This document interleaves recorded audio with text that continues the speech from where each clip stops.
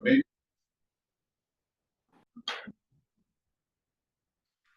Welcome everyone to a Town of Rangeley Budget Committee meeting, March 6th. Call the meeting to order.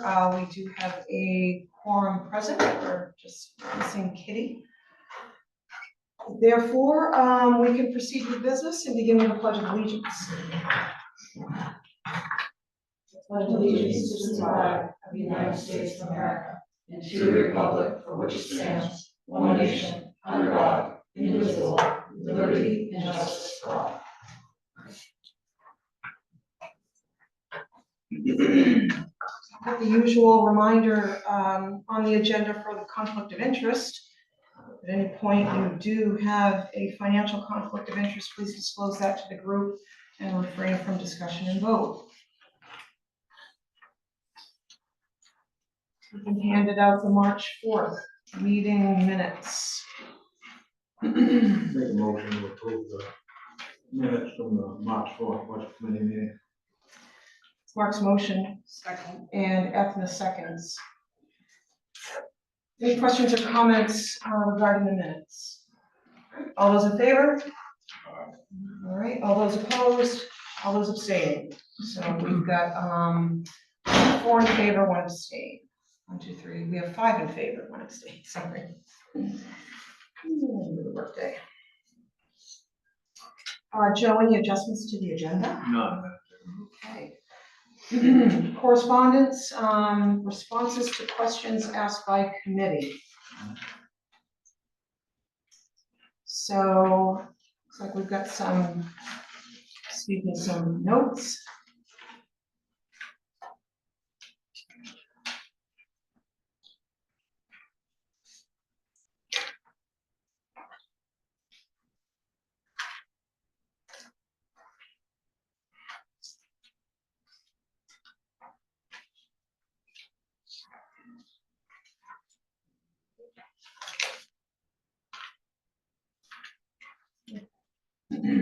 Thank you very much. You didn't have much time to gather that, and we really appreciate it. Madam Chair, that was Marty that did that work. Yeah. I want to make sure she's recognized. Yeah, thank you very much, Marty.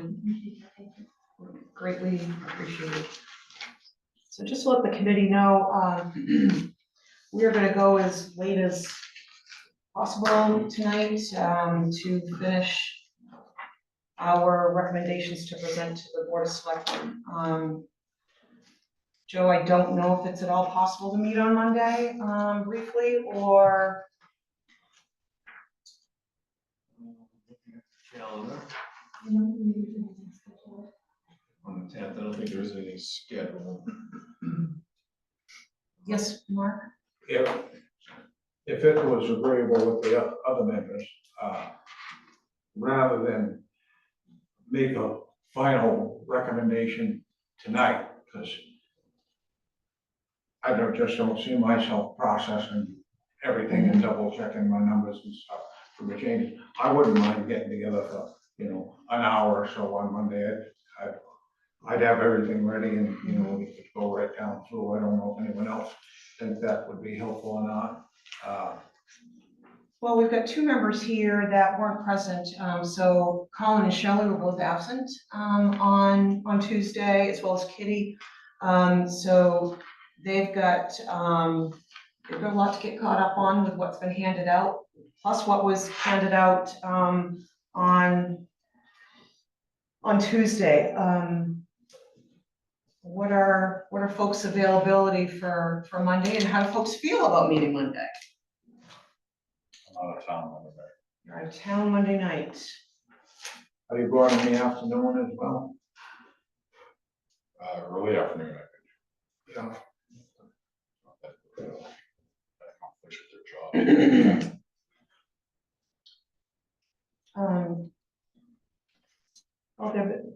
Shelley, I can do early afternoon by Zoom. I can zoom in from my office okay, if the earlier in the day works, but other than that, it would have to be after 4 p.m. okay.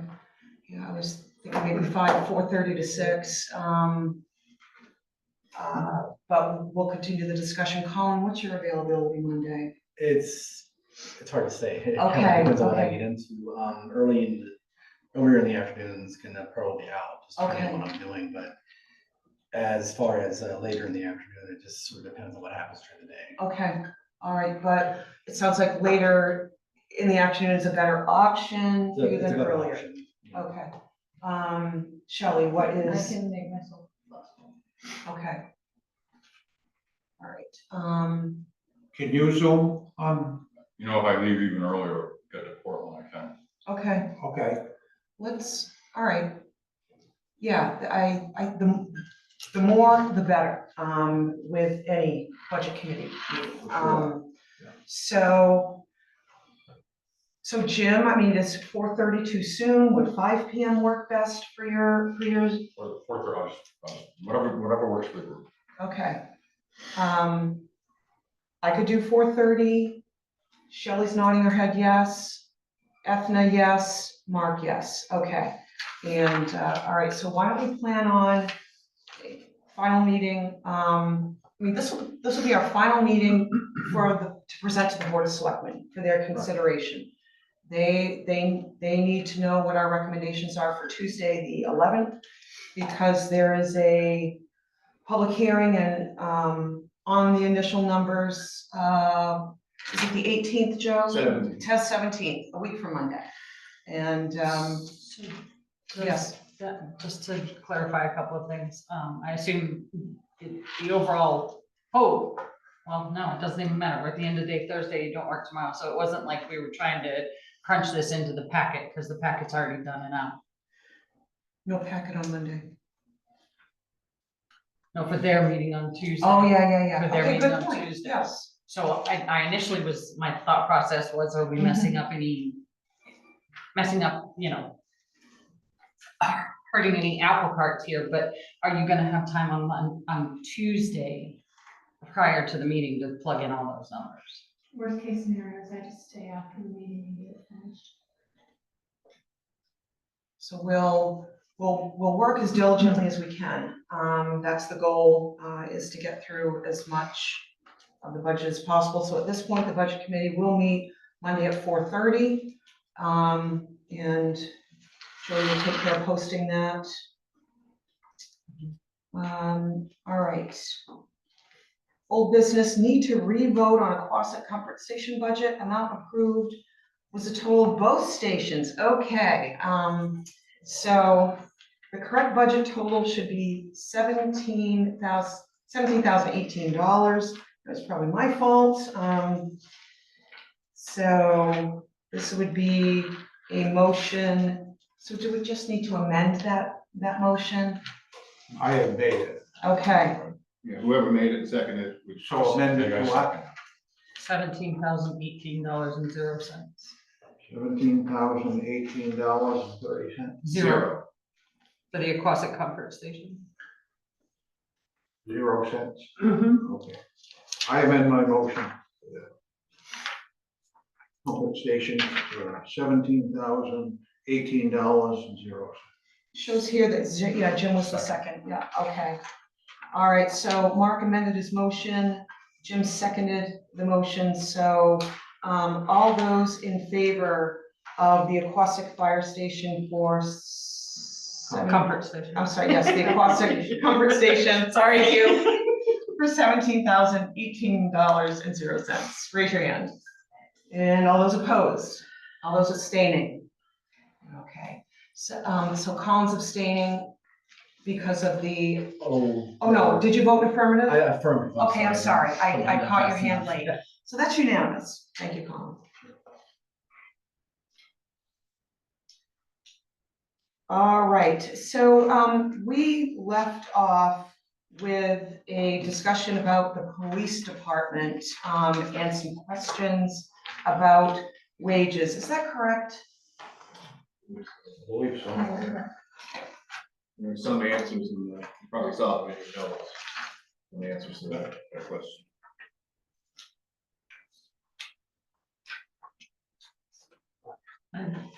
Yes, go ahead. I did see the notes, thank you so much for providing those. Just a quick question, it says on our agenda, new budget total after recommended change. you made one change to the part-time wages. That was Okay. the only change that was made. So just making sure it didn't include anything that was in this The number. only thing that were motioned. Perfect, perfect.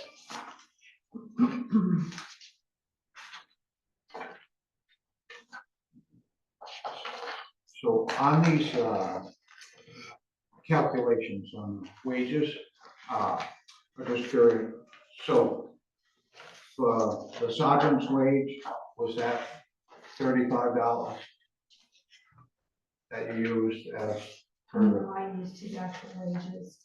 the bargaining agreement for 2026?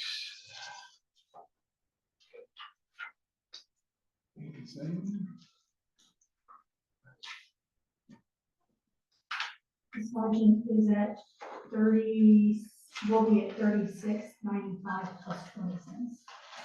What is it? 36.95 plus 20 cents. 36.95? Yes. Where'd that number come He from? was given the longevity. He had 20 years experience. So he was hired in at the 3 years of continuous service plus his longevity. And, what was the patrolman? The patrolmen are, Because they, like for this year, they were 29, 27, and on the sheet that's in the bargaining agreement, it goes up to 30.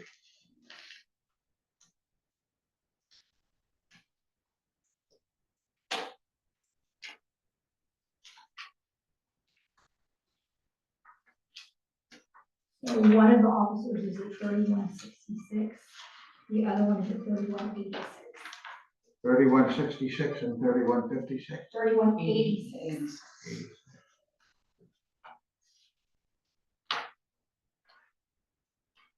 And was that a valid point I raised about the bargaining agreement saying that those wages are ineffective until? They are effective as of July 1st. They're effective July 1st. Now, longevity takes place on the anniversary date, So date of hire. vacations and stuff are on their anniversary.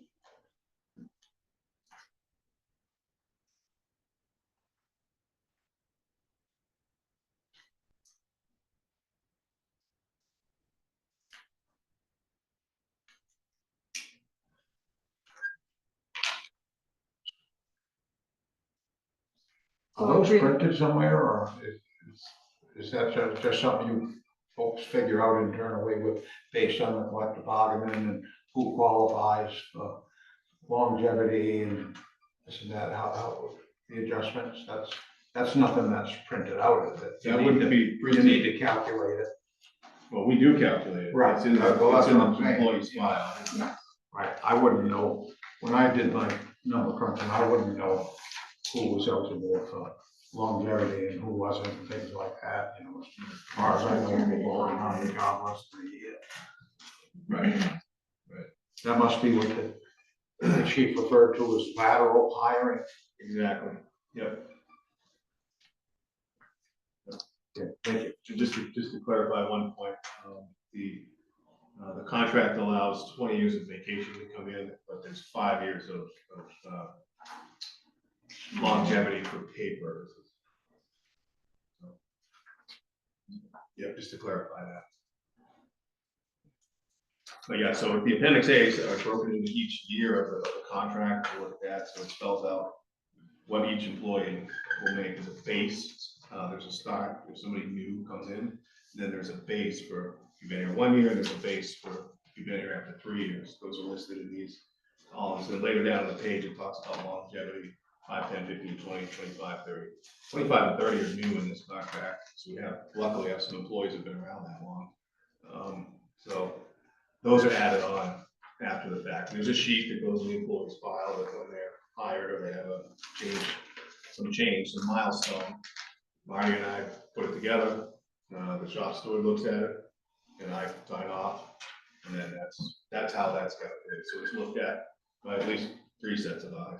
And that information becomes public information though, correct? That could be FOA if somebody wanted, Yeah. absolutely. Just Yeah. making sure. Yeah, that's definitely subject to FOA if somebody wanted it. Yes, go ahead. Denmark, are you? Yeah, So I thank you for doing this.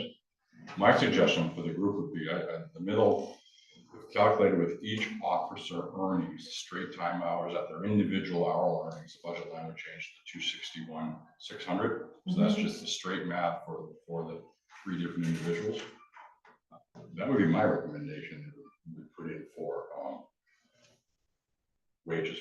So that would be line 0102, correct, Jim? Yes, Yes, sir. Okay. it was it was gonna be my Yeah. motion if you didn't do Okay, it. so Jim, is that your motion, is to change 0102 on to the police department to 261,600? Yes. Jim's motion, Okay.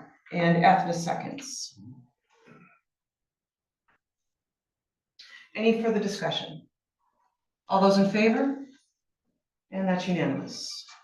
Marty, thank you. This was really helpful. Yeah, Thank super you. helpful, just, it's, And I'd like that you put your initials down. yes.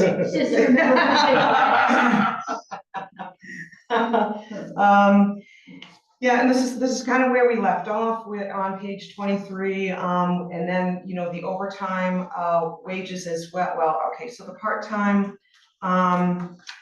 wages were reduced to 1,500 on line 0103. And then the overtime wages came into discussion a little bit.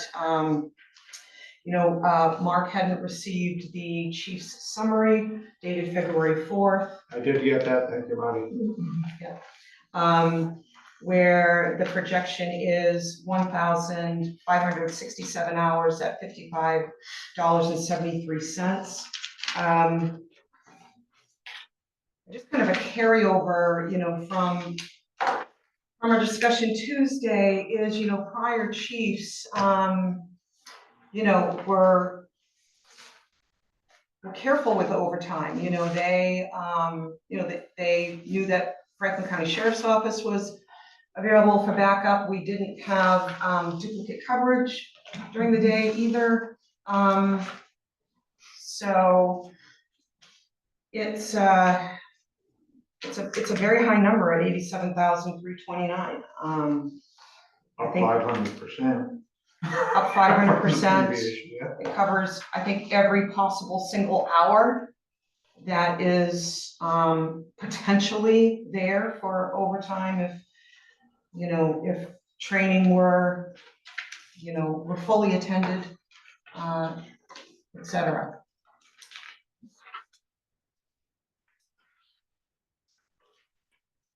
So is it the budget committee's wish to keep that number at 87,329, or project that a little bit lower? I mean, I just would like to suggest, you know, training hours at 140 hours typically during the day. I would hope that perhaps the chief could cover maybe some of those hours. You know, court time is also during the day. When the chief is on duty, that's 144 hours.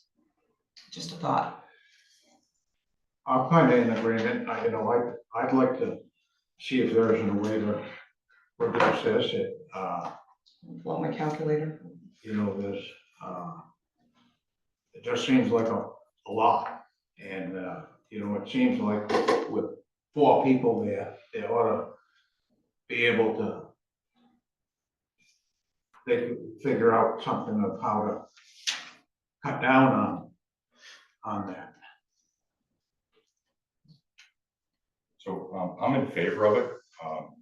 I've talked to a lot of people that are very happy that we have 24/7 police protection.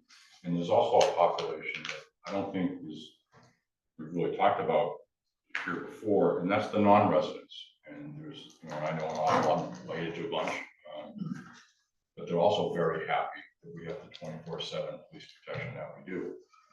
And I was given some interesting information that 65 of our tax base comes from the non-residents, 35% from the residents. So, you know, yes, it's expensive, it's gone up a lot. I think we get a lot for our money. And, you know, the residents are benefiting, I think, significantly from the non-resident tax burden. So I'm in favor of keeping the, you know, fine tune some of the calculations, but I'm in favor of keeping the police budget at the overtime amount. Thank you, Jim. I respect Jim's opinion. Mhm. I think we must interact with different social circles or something, because the majority of the folks that I bump into and talk about and things like that, they thought we had, if we had 120 hours a week, we had plenty of coverage, you know, with 3 officers and the chief. And, you know, there's nothing that's with that sidebar agreement, that's gone out, but there's no adjusting that. Mhm. So, you know, so the entire budget's up, you know, 255,000, you know, for, yes. So, I don't know, I probably a fool's errand to try to, you know, find any savings, but it would be nice if we could. Cindy, Yes, just really quick, yes, Edna. I too support finding savings anywhere we can in the budget. Given the $250,000 plus increase, regardless of where we stand on 24-hour coverage or less than, it's not fiscally sustainable. We can't move forward with these types of increases throughout the budgets, not just this one. Mhm. It's one of the biggest reasons why towns can't, you know, can't sustain their private, police departments, manpower and money. And we have backup options for overtime. We don't have to expend that much in overtime. We do have a backup option that we already paid for. We already paid for the other option. Mhm. I think, where I'm coming from, and I appreciate all the effort Chief Caton's put in, the quality officers he's hired. I just think that there has been, the chief has never had just simply an administrative responsibility. There's been patrol as well, and I think I think what taxpayers expect, at least some of the feedback I've gotten, is that, they expect to see their chief out and about. They expect to see their chief interacting with the public in his patrol car, and taking on, some of these, opportunities to do that. So, and it's been prior practice, that that the chief, chief do that. So it's all great, great discussion. Marty? So I do have a suggestion, and this is just a little bit of savings. I did a quick calculation to divide that between, because we did calculate it at the highest pay.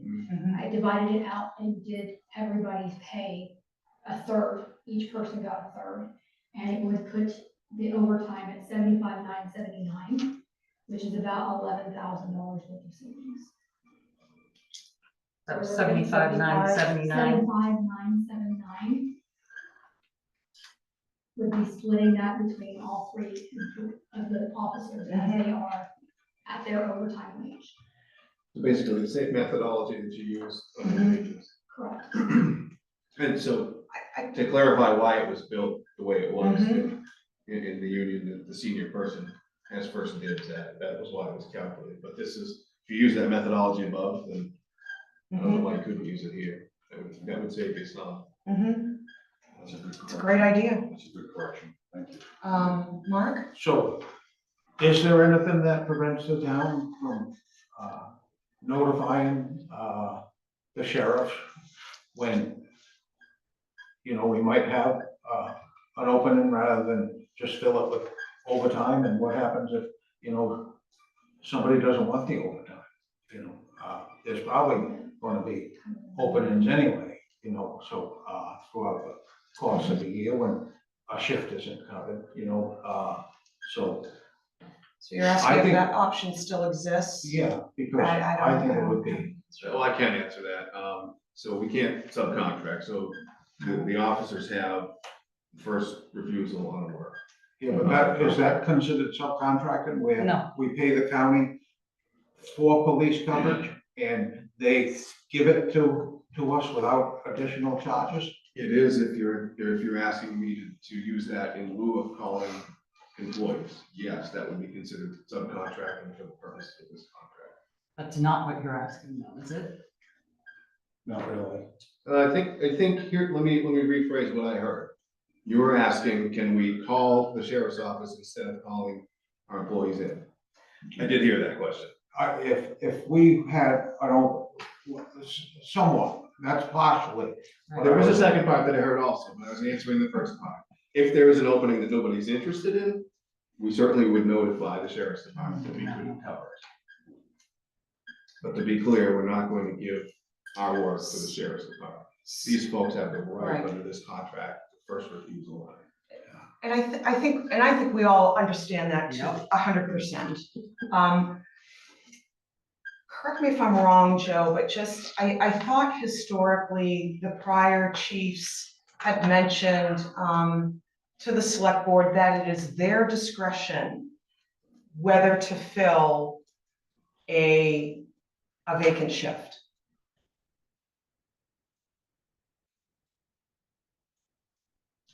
Maybe that was said in I that, but think- it's I not think- the current, that's not the current situation. So are we trying to change policy here? No, it's just a matter of what is actual practice, Jim. It just sounds like we're getting a policy though.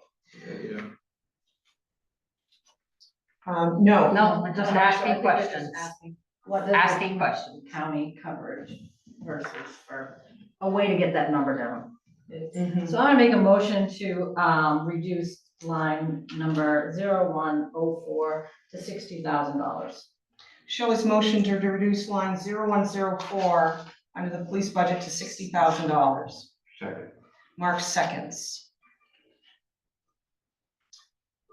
Further discussion? Just really quick, Shelley, I'm so sorry.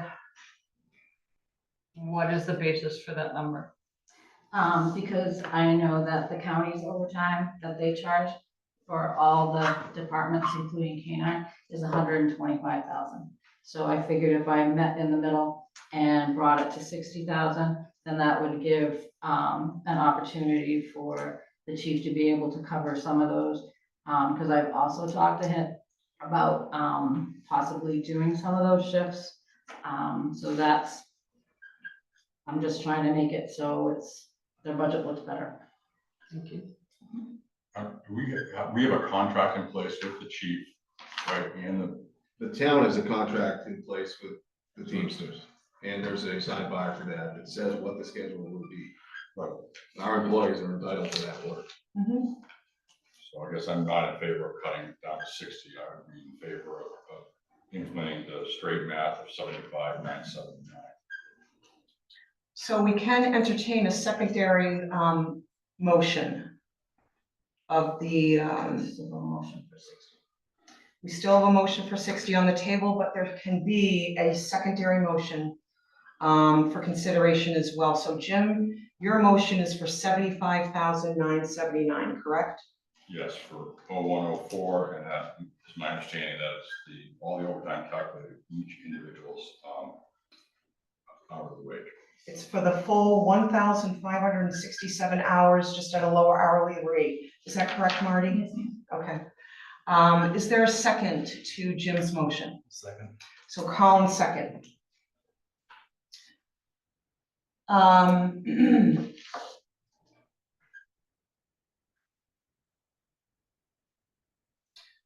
So with the further, the other component to, to Shelley's math is it also reflects the, not the vacation time not being taken, because we want you know, everyone should take their vacation time, everyone should take their sick time, but it's perhaps the training time, perhaps the court time, you know, it's those maximum hours that are factored in that may not be used, yet we are being asked to raise and appropriate. So that's the other side of that 60,000, from what I've calculated. Madam Chair. Yes. Police officers have required mandatory trainings, so there are things they need to be qualified on each year. I'd caution you to think about that before you cut it too low. Because they do need to have that training, very much like the fire department we talked to tonight about. The hourly rates here are obviously more, but the training is just as important.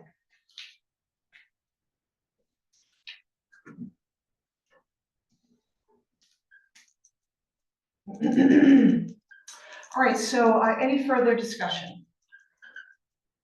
All right, we're going to take a vote on the first motion, and that is for $60,000 for the overtime wages on line 0104. All those in favor? That's 3 in favor. All those opposed? And 3 opposed, that motion fails. We have got a secondary motion on the table for $75,979. All those in favor? All those opposed? And that motion passes. All right, so moving down,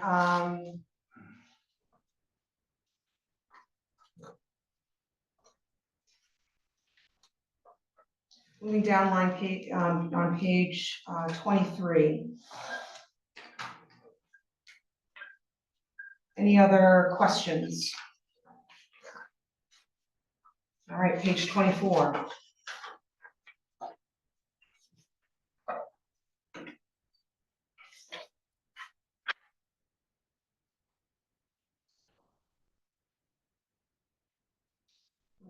Yes, Shelley, sorry. So line 1003, is that, a legit dollar amount?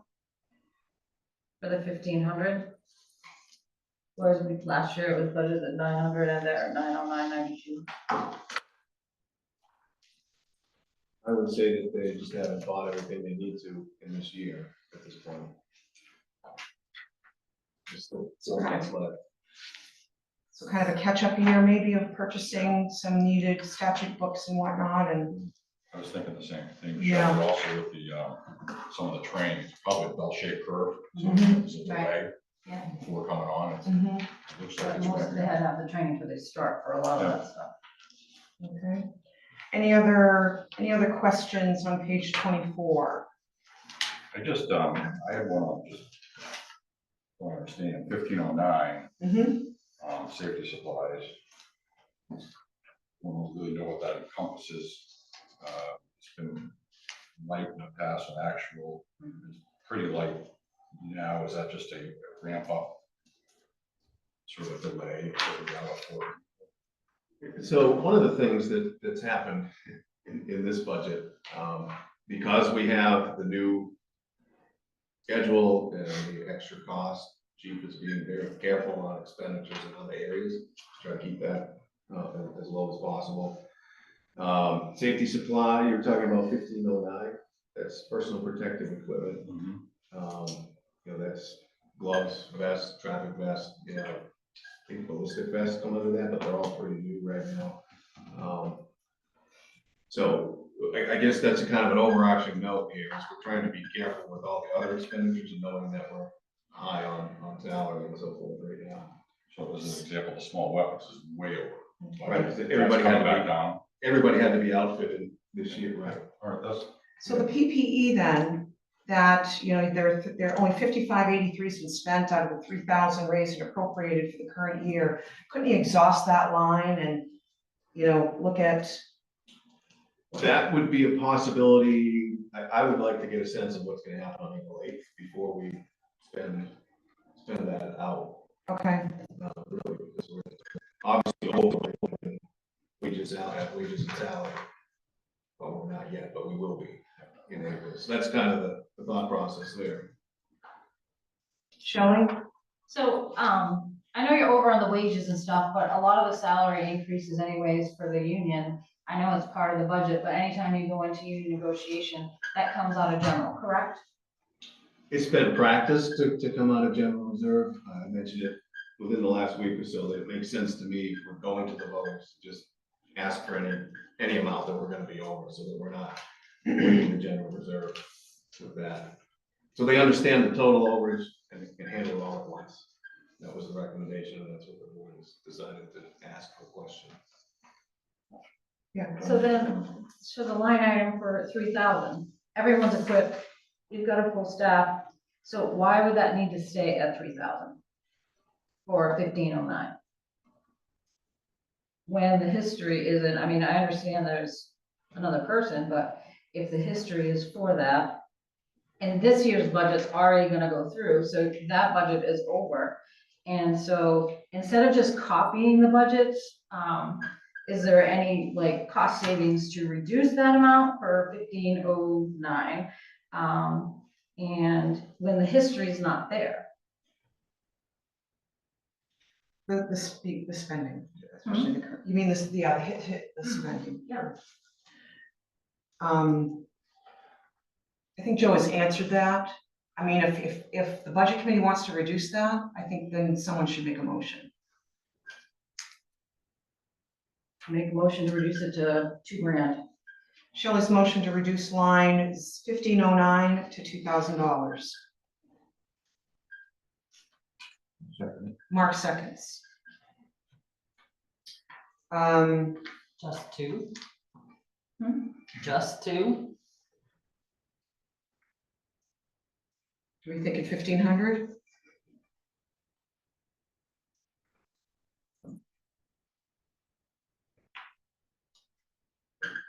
Take your average of actuals, there's 3,000 in the current year budget.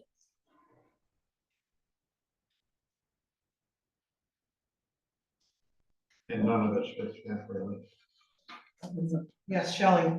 So was everyone for, okay, so personal protection equipment, that includes vests, right? So does that include cameras and stuff like that? No, That's only vests. well, vests and other PPE, which are, gloves, Yes. Yeah, other items like that, vests, and they said that. You know, but you're not gonna need it. crampons for your shoes, those other things, as needed, yeah. One of the other things to point out here is if you look at the actuals in the past, we didn't have a full roster of employees, and we didn't have as many employees, and we still went over the amounts that we raised back then. Yeah. So it's hard to look at the actuals, you know, 'cause we were running on 1 or 2 people. Right, it's not apples And to we were apples. still going over, so the amount is more because we have twice as many employees. I think that's where mine, you know, I kind of doubled what was shown in the prior 2 years' actuals in my head. So we've got a motion for, to reduce that line to 2,000. And what's the discussion? Yeah, Ethna's wondering if it shouldn't be lower. No, I was just throwing it out as a part of discussion. Given that there was, 3,000 in the current budget and we've only expended $55 of it. So did, none of these new officers have purchased any protective equipment since they were hired? So there was some protective equipment here, but some of it that we had in stock That hadn't been used or was still usable? that was usable. Yeah, some has been purchased, some was left over, some of them may brought some things with them. Yeah, they have their own. But we're kind of getting by right now. Chief and I have talked, and my expectation is we're gonna be as frugal as we can until we know what's going on with the employee flow. I know in the past, Yeah, and we'll continue to be frugal after that. I don't want to give you the impression we're not going to be. Seeing As far as we can. So once Mark's finished, we'll go to Colin. okay, so I know in the past, a lot of the public works, sewer, highway, all of that, as it got towards the end of the budget season, you know, and if they hadn't updated their stuff, you know, they'd go, they're closed now, but they'd go down to the Bonvilles or someplace like that that had that stuff, and they'd get new boots, new gloves, all of that other stuff, you know, before the end of the fiscal year. Couldn't the police do that same thing, seeing as they still have almost 100% of their So I think budget Josie, there, and then you wouldn't need it again for this coming year? After April after 8th, April 8th, That- see, depending on how that turns out, that would be what we would do to make sure they had what they need. so in case the special vote isn't approved, Joe needs, they need other money to tap into. So that's why I see. that line isn't fully spent. Yes, Okay, yes. Colin, I understand the concern with the amount listed here versus the amount spent, so, yeah, that's Hmm. a great big deficit in the middle there, but, I'm just concerned about reducing everything too much before something happens. For instance, body armor, Kevlar, has typically a 5-year shelf life. Just wear and tear, deterioration to where it becomes sort of obsolete. Do we have an idea of when this body armor issued to the officers is going to expire? Does the chief have a list of the expiration dates, or? He does have the list, I can't recite it off the top of Well, my head. I would expect that, but I think before we try to reduce the budget too much, we try to get an idea how much I'm gonna have to replace the higher end items with. would that be, that's a good point, Colin. I guess in my mind, the PPE is disposable. It's more disposable items, as opposed to, you know, and you're right. I mean, yeah, the Kevlar vests they have an expiration date. And perhaps that's under uniforms, or, you know, No, minor that- equipment. No, it would be under 1509. Okay, so, so Shelley, you've got, and then Jim. So the question is with the line 1511 with minor equipment and small weapons. So that is $12,000. So it seems like that account and where the personal protection is only at 5583. Is there by chance some expenses that was taken from line 1511 for setups?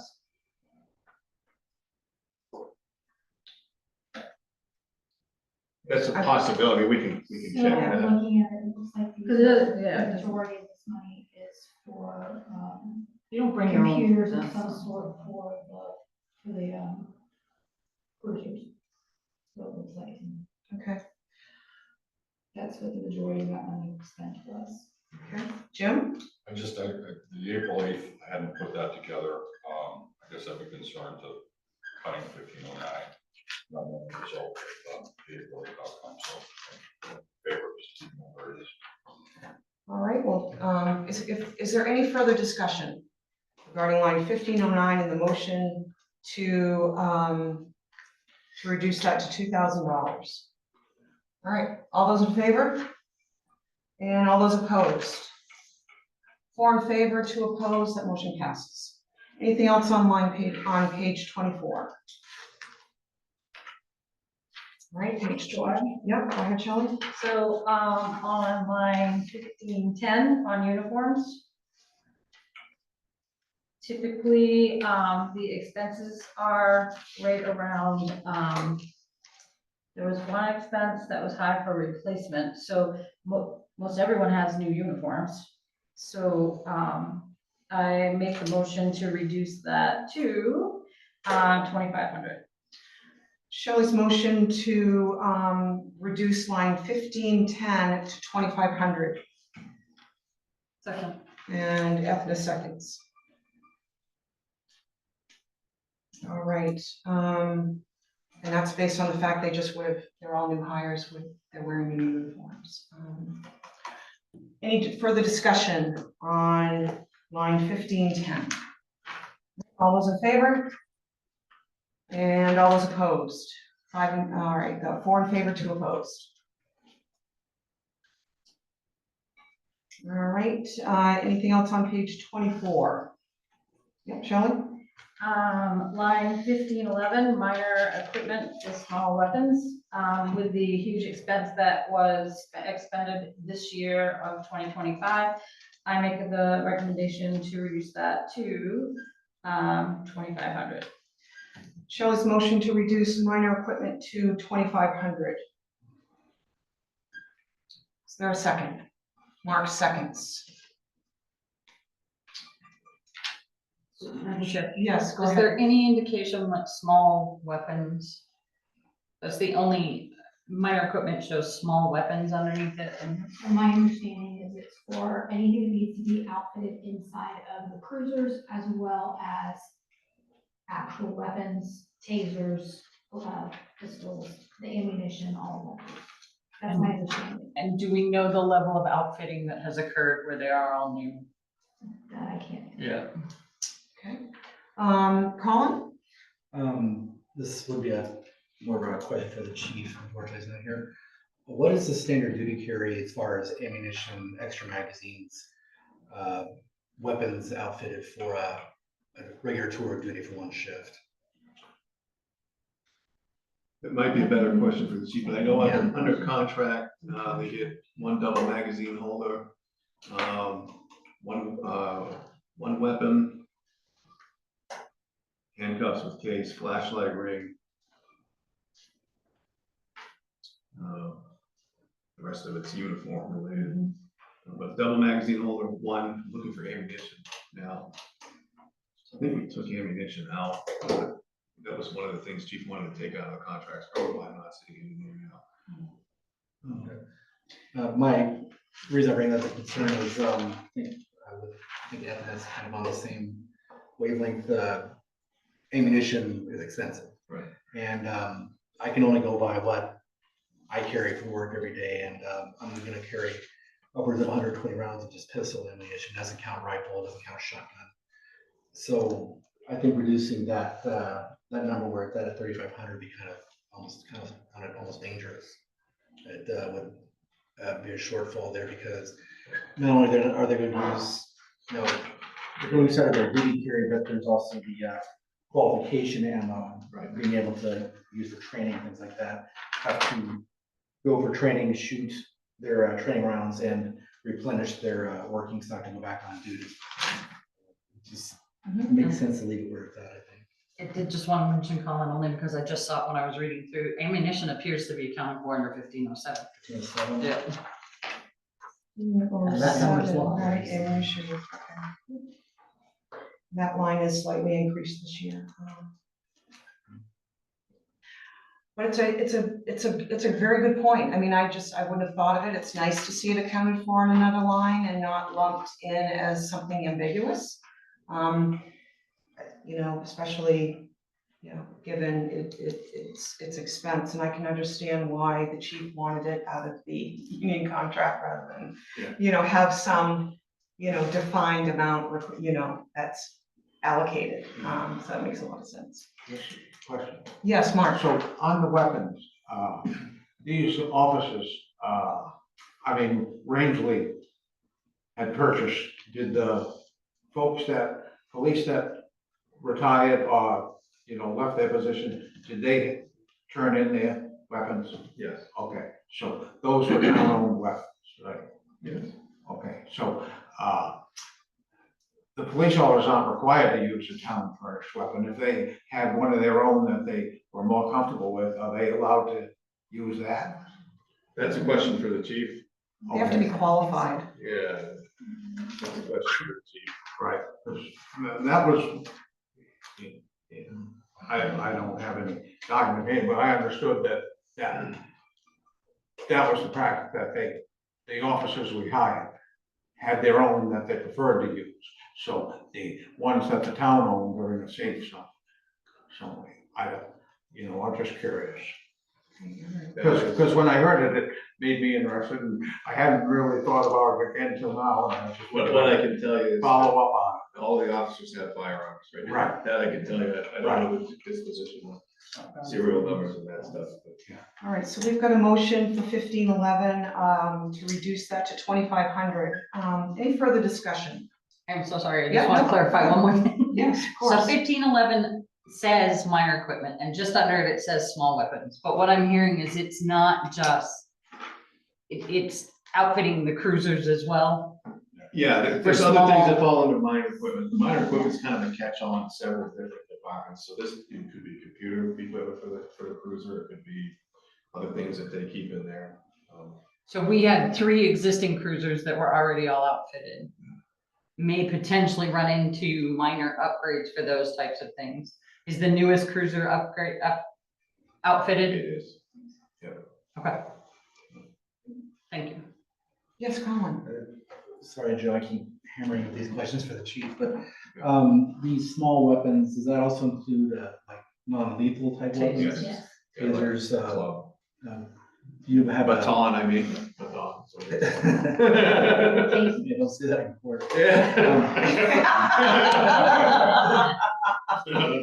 No, I was wondering, do you have a list of what type of methods that is, like, say, pepper balls, pepper spray, pepper, things like beanbag rounds, things like that? Those also can have a shelf life and expiration date on as well, so like, we'll figure into the budget for.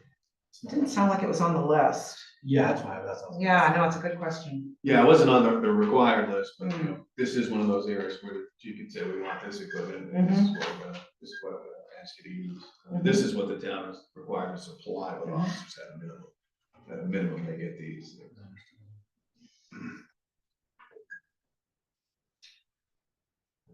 All right. There appears to be one cruiser used at a time per day, so, you know, if there was, you know, something that unexpected came up, there's some flexibility there. Any other questions? All right, all those in favor of reducing line 1511 to 2,500, raise your hand. And opposed? It's 4 in favor, 2 opposed. Anything else on page 24? Okay, page 25, we have the end of the police department. I think after we, review, we'll probably have discuss wages later on Monday. Anything on page 25? I have a question. I was Yes. just, like on that, chief's new vehicle, the lease on that, where does that show up in the Debt fund. budget? That's Transfers out debt fund. That's She added debt it to fund? that, so.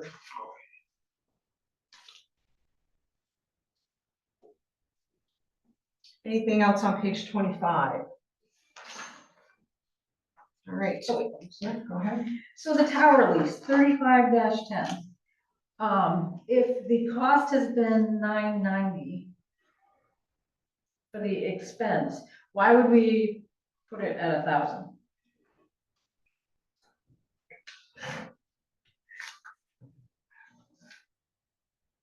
Sometimes we round up.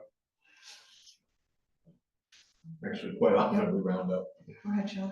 I make a motion to change line item 35-10 tower lease to $990. Shelley's motion Second. and Ethna seconds. Any further discussion? Is this an annual lease? That's my question. Okay. Is it a one-time payment? Is it a two-time It's a payment? one-time One-time payment, and annual. it's split between fire and police. All right, any other questions? All those in favor, raise your hand. All those opposed? All right, 5 in favor, 1 opposed. All right, moving on to page 26, animal control. I think we've already done this one. We've done page 28. I don't think we did 29, health officer.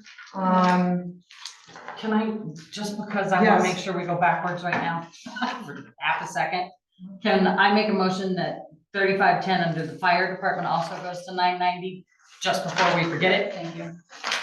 All right, Ethna's motion that line 3510 in the fire department budget be reduced to $990 for the tower lease.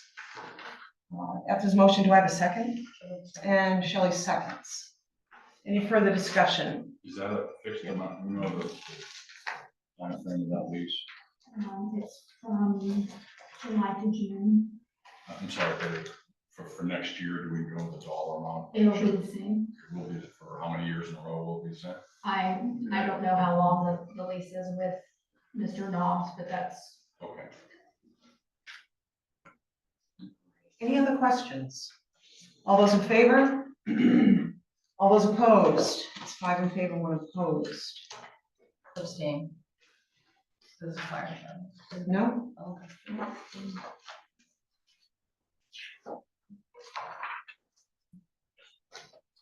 Let me clarify.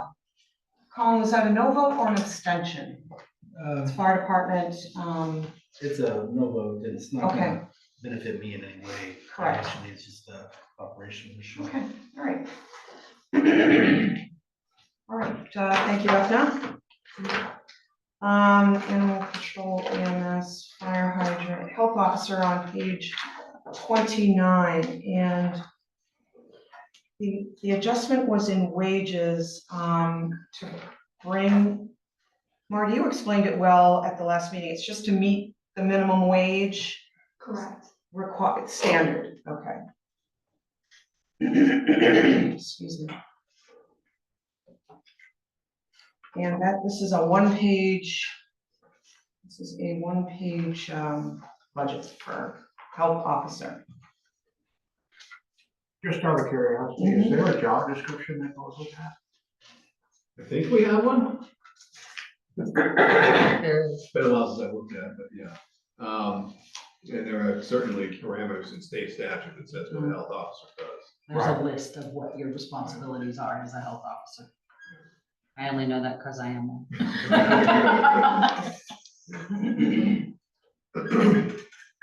Shelley, So line 1001 for mileage.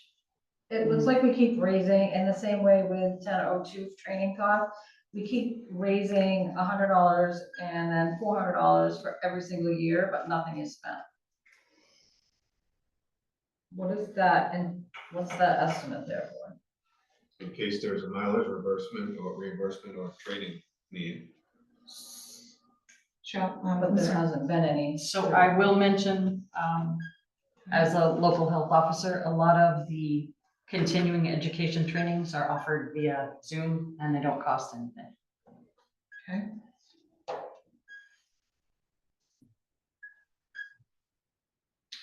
Yes, Colin. Just out of curiosity, have we had a health officer continuously in the past couple of years?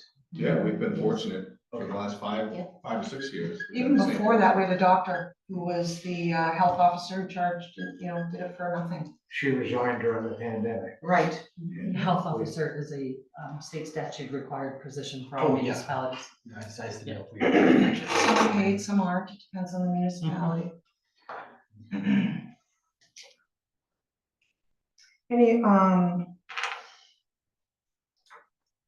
Any other questions, any suggestions? Excuse me. Yeah, Shelley? Make a motion to, line item 1002 to reduce that to $100. Shelley's motion to reduce training costs to $100. Second. And Ethna seconds. Any questions, comments?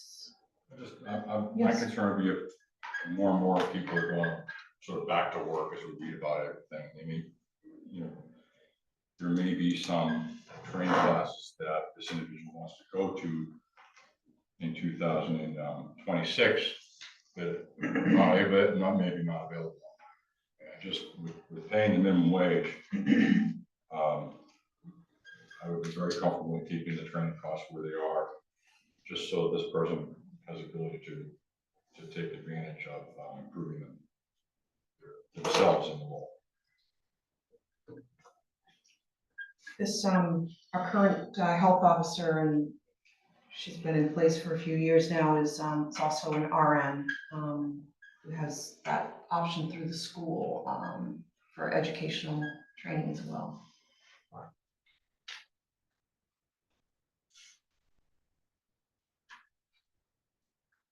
Any other? So she probably has to keep up the training to be current as the school nurse. And this is just like she devotes some of her free time to provide this service to the town. Is that correct? RNs do require licensing, keeping their license up to date, whatever that entails. My daughter's one, so. Yeah, I just didn't know if it's already required of their main job, that it doesn't need to be Duplicated. duplicated here, you know, if it's something that she already has to do with her main profession. I think. Not showing any lack of appreciation. or anything, Exactly, but, no, I think Shelley's motion is just based on the actuals. Same person, who's held the position, and there haven't been any changes in duties. All those in favor? All those opposed? 4 in favor, 2 opposed, that passes. Anything else? So reducing the health officer line, by 300 would put us at 4,541, I believe. I make a motion that we recommend $4,541 as the budget committee recommendation That's Ethna's motion. for local health officer, sorry. I just needed to spit out the rest of it. Yep. 4,541, proposed for the health officer budget. Ethna's motion, Shelley seconds. All those in favor? All those opposed? That's 4 in favor, 2 opposed. Motion carries. Let's see here. Highway Department. Wait, let me make sure I'm following the agenda. I've got your wonderful cheat sheet here, Marty, and, which I love, and I just want to make sure I'm following the agenda because I'm using your resource, more than anything. Okay, Highway would be next. okay. I do have totals for fire, rescue, and police, if you wanted to go with all those budgets. I don't think we haven't discussed wages. I think that is, we haven't discussed the agreement with the 3.5%. Which is why, we asked for some history, and the wage, not only the COLA history, the wage adjustments over the past 5 years, as well as what the union received as well. So there's some new information to look at there. So highway begins on page 30, and the wages in the 01 section, that's all union. Is that correct, Joe? That is Okay. Hasn't always been the case. So this is, with the exception of 0109, that is a stipend position that is not a union position, but it's a union employee who has Has a full-time job, stipend. and then that's a stipend. okay. The remainder of it is under. That's not you, you're not the road commissioner. All right. So That was his old job. In years past, the town manager did get a stipend to be the road, back when Terry Ellsworth was in. All right, looking down on page 30, any questions or comments here? Shelley? I make a motion to reduce line item 1004 meals and lodging to $300. 1004, meals and lodging reduced to $300. Shelley's motion, is there a second? Second. Ethna seconds. All right, we're looking at the prior year's actuals. There's $0 spent in 2023 with 500 raised. 127.84 spent in 2024 with 500 raised, and 95.74 spent year to date with 500 raised. Question. Yes. So, back to the overtime wages on highway. We had spoke one time at a airport commission meeting, you about having them keep track of the plowing at the airport, because that seemed to be done after everything else in town was done, and that had a tendency to fall mostly in the overtime category. And you were thinking about having them keep the time they spend at the airport separate, or do you know if has that ever moved forward? I don't believe that's been tracked, but I can tell you there's kind of a shift in the dynamic of this year, now that we're closer to fully staffed.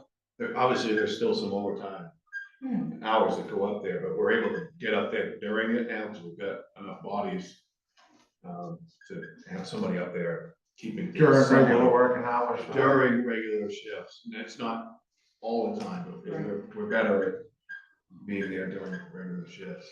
And to answer your question, that we don't have any accurate tracking of that. Right. But it would still be a good thing to know in case Wouldn't be hurt. the town moves in the direction of a Mhm. fixed base operator or something like that, that the costs of doing that could be part of the negotiations.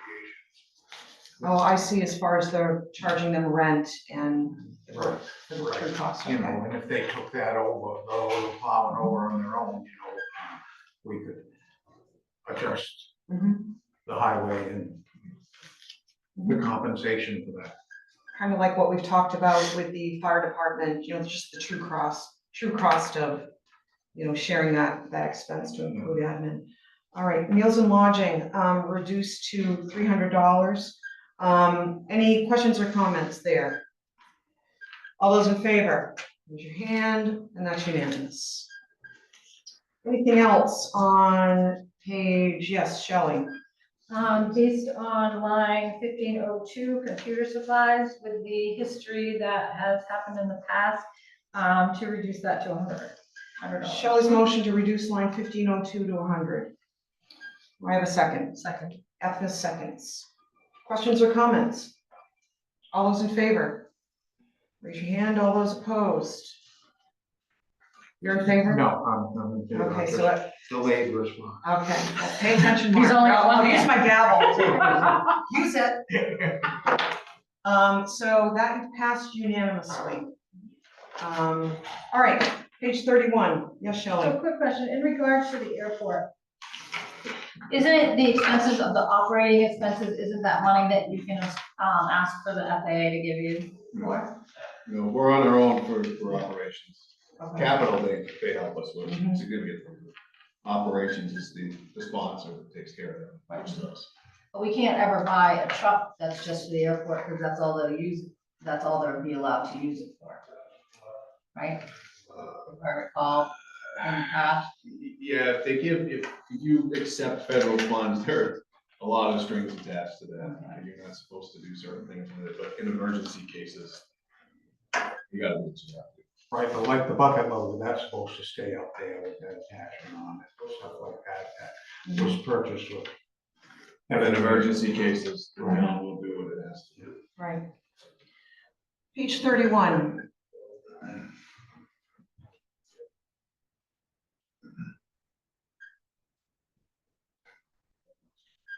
I got a question, back to page 30, yeah, I took a note there, it said, what's going on with the fringe benefits, looking at the history, 23, 139 was budgeted, they spent 108, so there was a 30,000 difference there. 135 to 98, like 37 there, and I'm just wondering, with the 25, there's 163 budgeted, and I didn't put the February 5th one, I still got the January 7th. Why would there be such a discrepancy in? So what Mark's looking at is the budget versus actuals for 2023, 2024, and year-to-date in 2025 On the fringe? on the fringe Just seems benefits like section. A So bigger gap than other departments. Vacant position would be the answer. Vacant position, and then also, if you have a new hire, typically we plan for them to have insurance, but they don't take it. We don't know that until after they're here. Yeah, So we have to plan, it's one of those cases where we have to plan for the most expensive option. And then once we have somebody, matriculated in, then we can adjust. yeah. And this is where I had mentioned earlier that, the 457 match was almost 15,000, and the main PERS was 14,000, and the 457 match ended up, $270 in budget, so we raised that. Raised a lot of money for that the match, but yeah. We didn't need to last year. But Yeah, it it's looks an like they've- observation. They've got it nailed this year, though. Right, they do. Yeah, Yeah. thank you.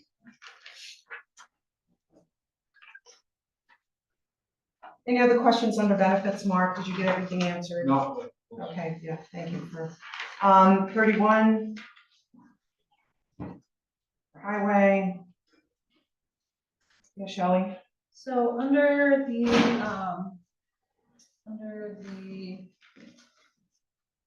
material line, 15-13, materials, stockpiles. Before, it was budgeted last year for 4,000. And then this year, as there's been no expenses towards it, and then next year, 8,000. What's the method to why that has increased so much? I understand increases for supplies, but it looks like 2023, it was like 7,096, but then it was matched in 2024, 4,000. And then it hasn't been spent yet, and then we're looking for a double for next year. What's the project foreseeing of that? So these typically aren't assigned to a project. These are materials that would be kept on site, really in anticipation of an emergency. So if something washes out, you can put it back together with that. They're also used for day-to-day stuff, so one of the places where we get material is way out of town, so if we can get it local, that saves the folks, chasing materials all over the place. They got a small job, they can work out of that pile.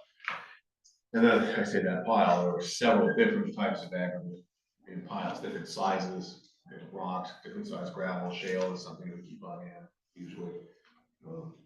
So you're correct that we haven't purchased it yet. This is something that typically we purchase in the spring, keep it around. What we're thinking is that we use more of it than we used to, and it's more expensive than it used to be. And again, we've used those piles up. Shelley? So in line 15-14 patch, we keep raising, but we're not spending any money in that at all. That is an accurate observation, and it's actually not a bad thing, because we're not buying a lot of patch. Other towns that Perkins spend a fortune on coal patch because they have roads that are not in great shape. It's in there because if we have to buy it, this is the line it would come from.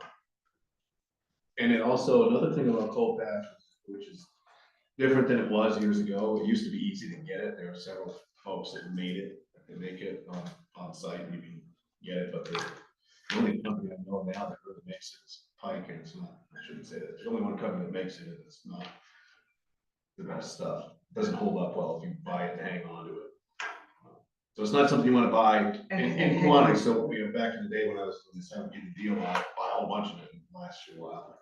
It's not the case anymore. So if you need it, you gotta pretty much buy a truckload and use it up.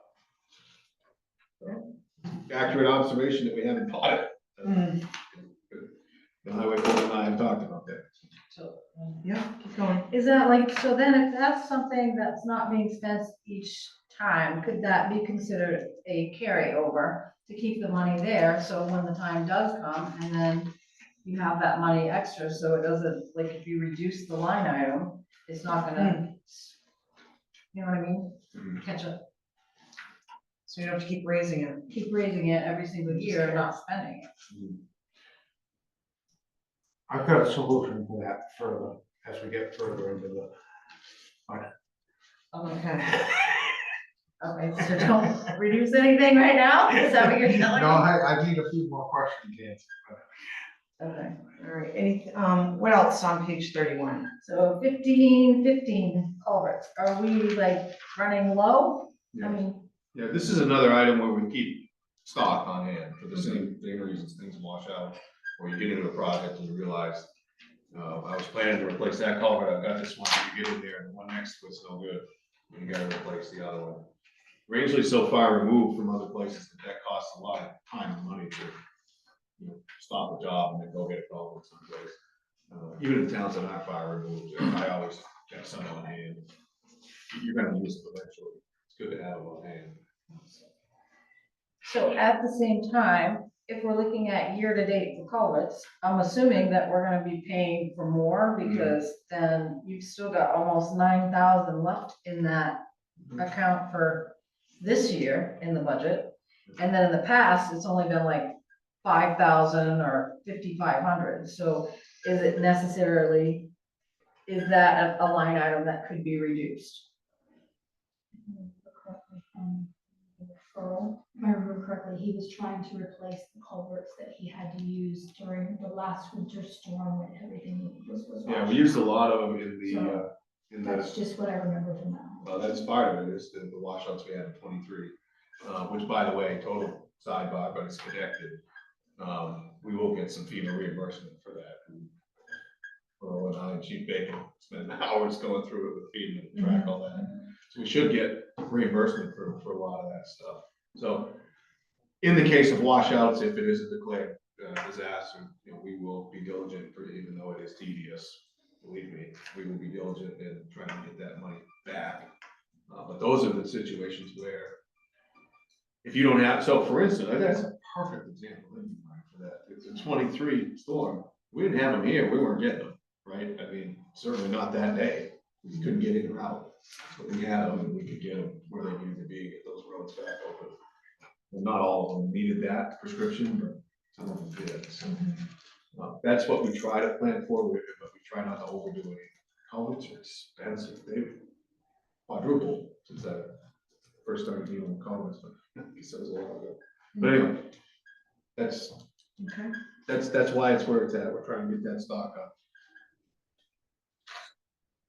So are you planning on buying more within this year, so that if you could reduce? Last year you raised for 18,000, and year-to-date it's 9,300, well, 93,0440 to be exact. So there is a little less than 9,000 that's still left in the bucket to buy culverts for this year in this budget. And then does it necessarily mean that you have to raise 18,000 for next year? That's the estimates I got from the highway foreman, so we take that much to get his inventory back where he thinks it should be. Unless you know what's left in inventory and what the demands were for the current road projects for the coming year, it'd be hard to And over the years, quantify. they do You different need sizes. that information before you could change it, I think. Colin? I think it was kind of the same question. What's considered a good stock of culverts to have in reserve, I think? So, that's a good question. We keep corrugated metal, which a lot of towns have gotten away from that, but we use some of them. Those are better, we don't have a lot of cover going on the road. And we use ADS plastic, so to keep the variation in size, it's usually 15, 18, 24 is about the biggest we use. Those are expensive, 24 inch metals are expensive, keep on hand. 20 feet of it, I think it's like $3,000. So buy 2 of those, there's $6 grand, in inventory there. So I don't know the exact number that we have on the ground now. Sure. He's figured out what he feels like he should have. And he also knows, I mean, the other side of this equation is he does know what's been replaced too. So, we have new ones out there in the field. But there obviously are other ones that need to be replaced and should be on hand, either for emergency or for quick access when he gets his crew out there working, rather than stopping a job, chasing the culvert down. It looks like in prior years, he has spent what's been requested. Yeah. It looks like he's been, he has spent what he has needed for that. current year as well. Granted, we're more than double, the current year and projected for next year, but at least it seems like practices to use it. Anything else on page 31? 32.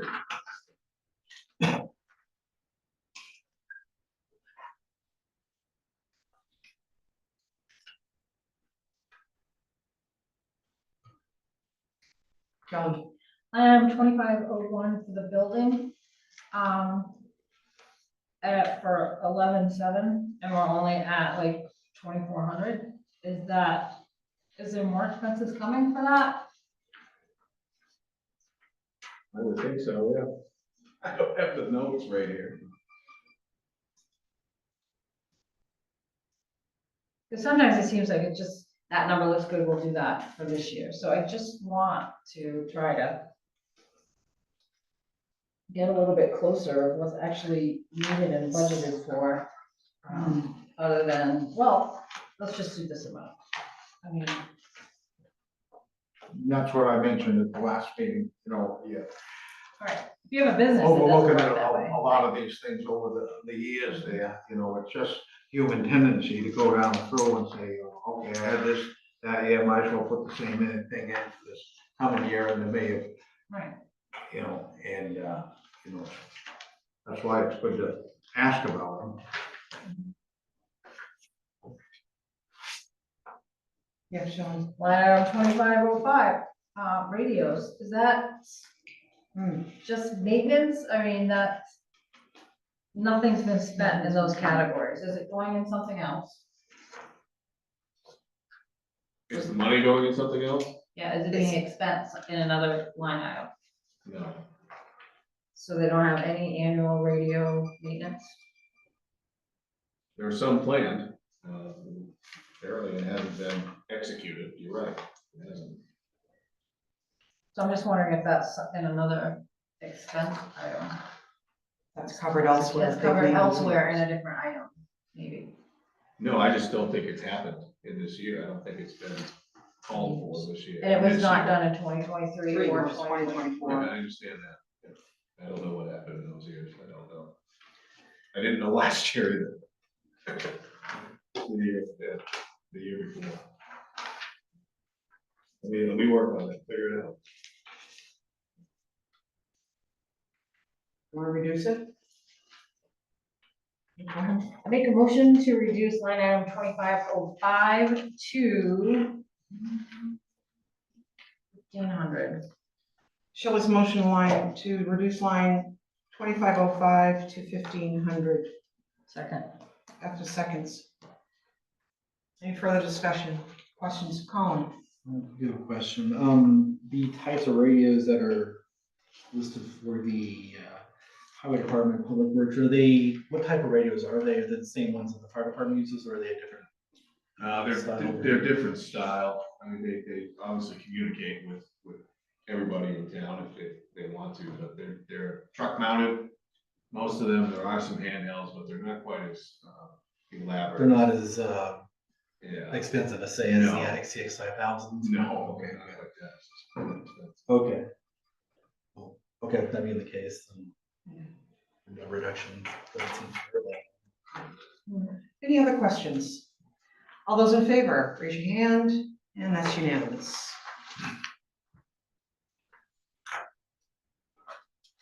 $33.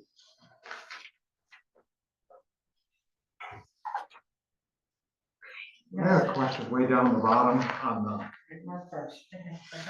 Go ahead, Mark. the dead interest for 2024. I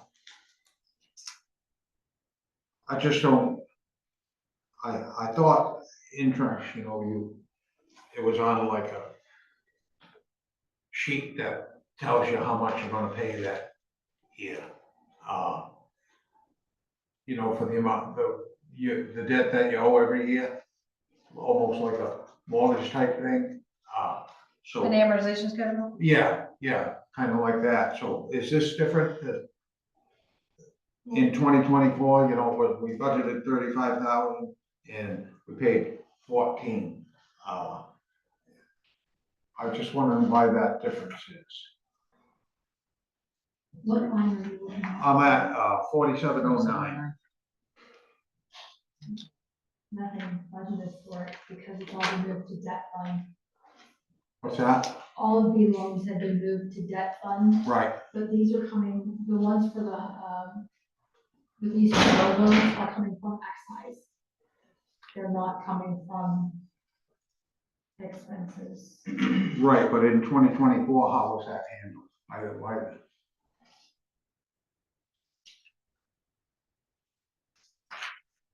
I don't know, I can't answer intelligently why Rebecca Okay, budgeted for that.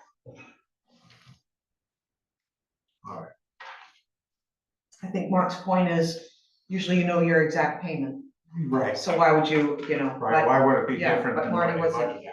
And I don't remember what happened Yeah. last year with that, I honestly don't. And in thinking this, and what got me wondering about that is, I wasn't sure I was thinking about it correctly, but if you look at 2024, $1 million was budgeted and 750 was spent, and the difference between what was budgeted and what was spent is $301,000. And to answer your question, Shelley, about the carry forward type thing, I got to thinking going through this, that these budgets, the numbers aren't done in a timely fashion. It hasn't closed out on 2025 to know what you've spent, what you haven't spent. So you can't really carry that forward. But if you go back to the previous year, like this 2024 budget, and you can't really carry those forward. But if you go look at what was budgeted and what you actually spent, I made a list there. The difference in administration was 68,000, planning was 72,000, public safety building was 13, fire and rescue 29, police department was 135, highway was 301, solid waste was 30. So they all total like $650,000 we raised that we didn't spend for these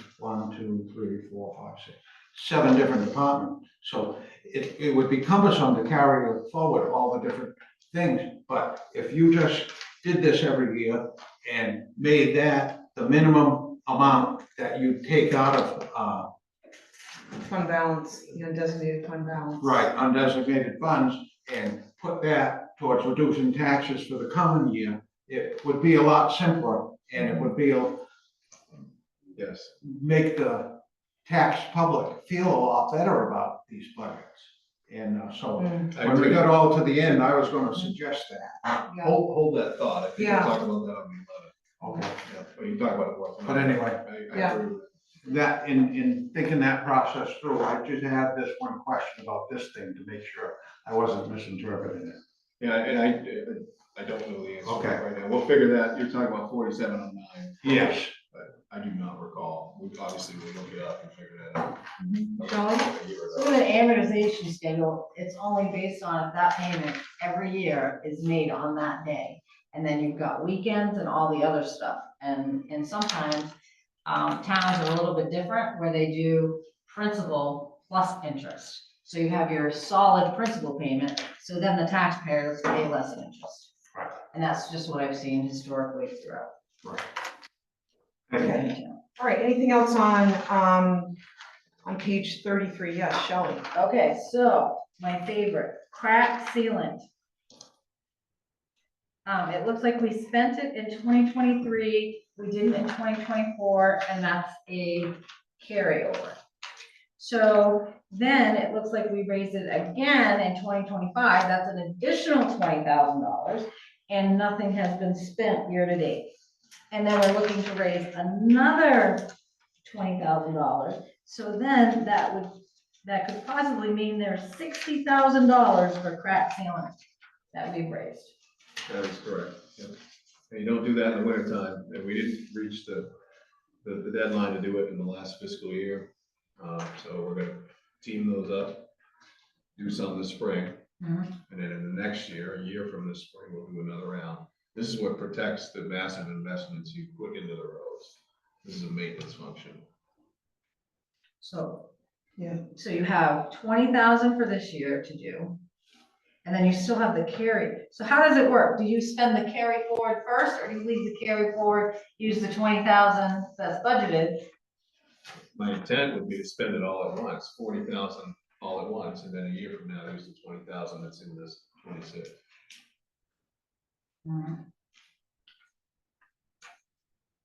May I back up to Mark's point about, some of those overages? I'm very glad you brought that up, because that's something I've been looking at here recently. But I feel like I need to elaborate on why there were some of those overages, not overages, underspent accounts. We had vacant positions in a lot of those places. That's been one of the recurring themes, why our fund balance is kind of up the way it is. So hopefully you don't continue to see gaps that large going forward. We do need to start shrinking those gaps. I agree with you. Right, and, I just don't want anybody think that was wanton, disregard. It was- no, I don't think it was position- reckless budgeting, I'm not saying that, Right. but that amount of money, 650,000, it should be returned to the taxpayers so that it doesn't have, rather than have it in some CD making 4.5% at the bank. Totally agree. It belongs to the people that gave it to you in the first place. Okay, thanks.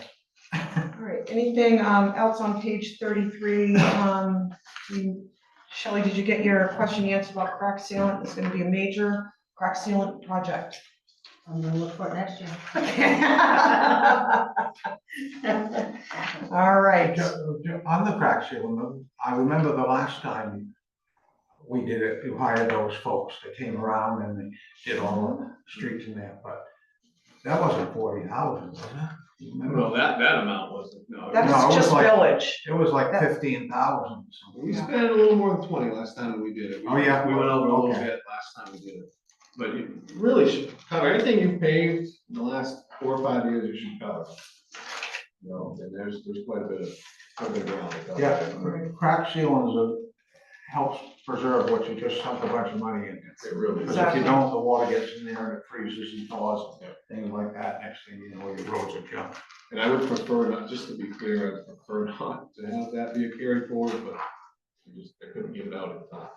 Couldn't make it happen. I like that you carried it forward, because that's 20,000 less to raise or go over on the expenses if it's gonna be a certain dollar amount. Right. And I would rather see those higher dollar amounts that aren't spent as a carry forward. So you don't have to necessarily raise that much the next year if you don't need it, because you didn't spend it the year prior, because you ran out of time or the All right, conditions, all but. right, I think we can vote on highway. We have the revised number, I think 861,316. that's what I had too. 861. 861,316. Need a motion.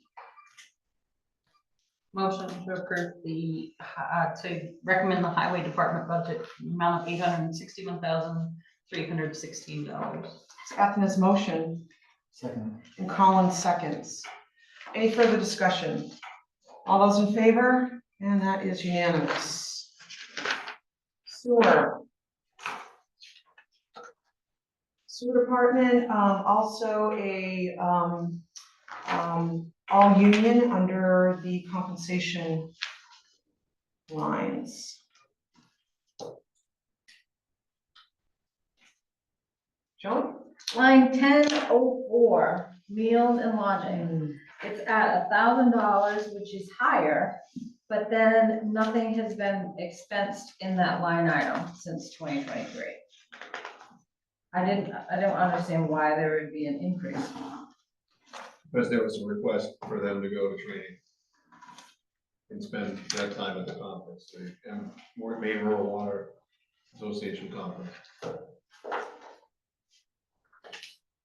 So how many trainings? But that's one conference for 3 people. That was the request. All right, so that's 10:04. Shelley, gonna let him go to training? I'm going to training, but $500, I mean, I expense for the branch and there's 3 of us. And lunch ain't no $1,000. I'm just trying to figure out how that would be. So is that for, a place to stay? Is it Yes. overnight This- training? Yes, this is a conference. Okay, so that's $200 for room. Or do they share or they get individuals? I'm just like trying to be realistic, sorry.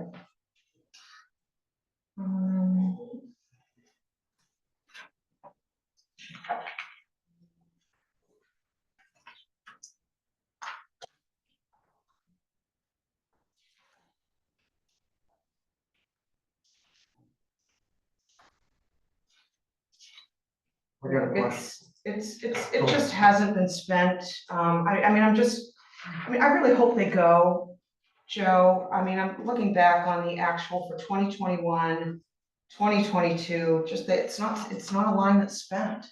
So I really hope they go. And we don't just continue to raise this money. So, Out of curiosity, Yes. how many people are gonna go for the training? My understanding is 3, all 3 of them. 3? yeah, go ahead. How can they do that if someone has to monitor the things all the time? I'm just asking, because you have someone on call all the time for those, right? To go check to make sure that.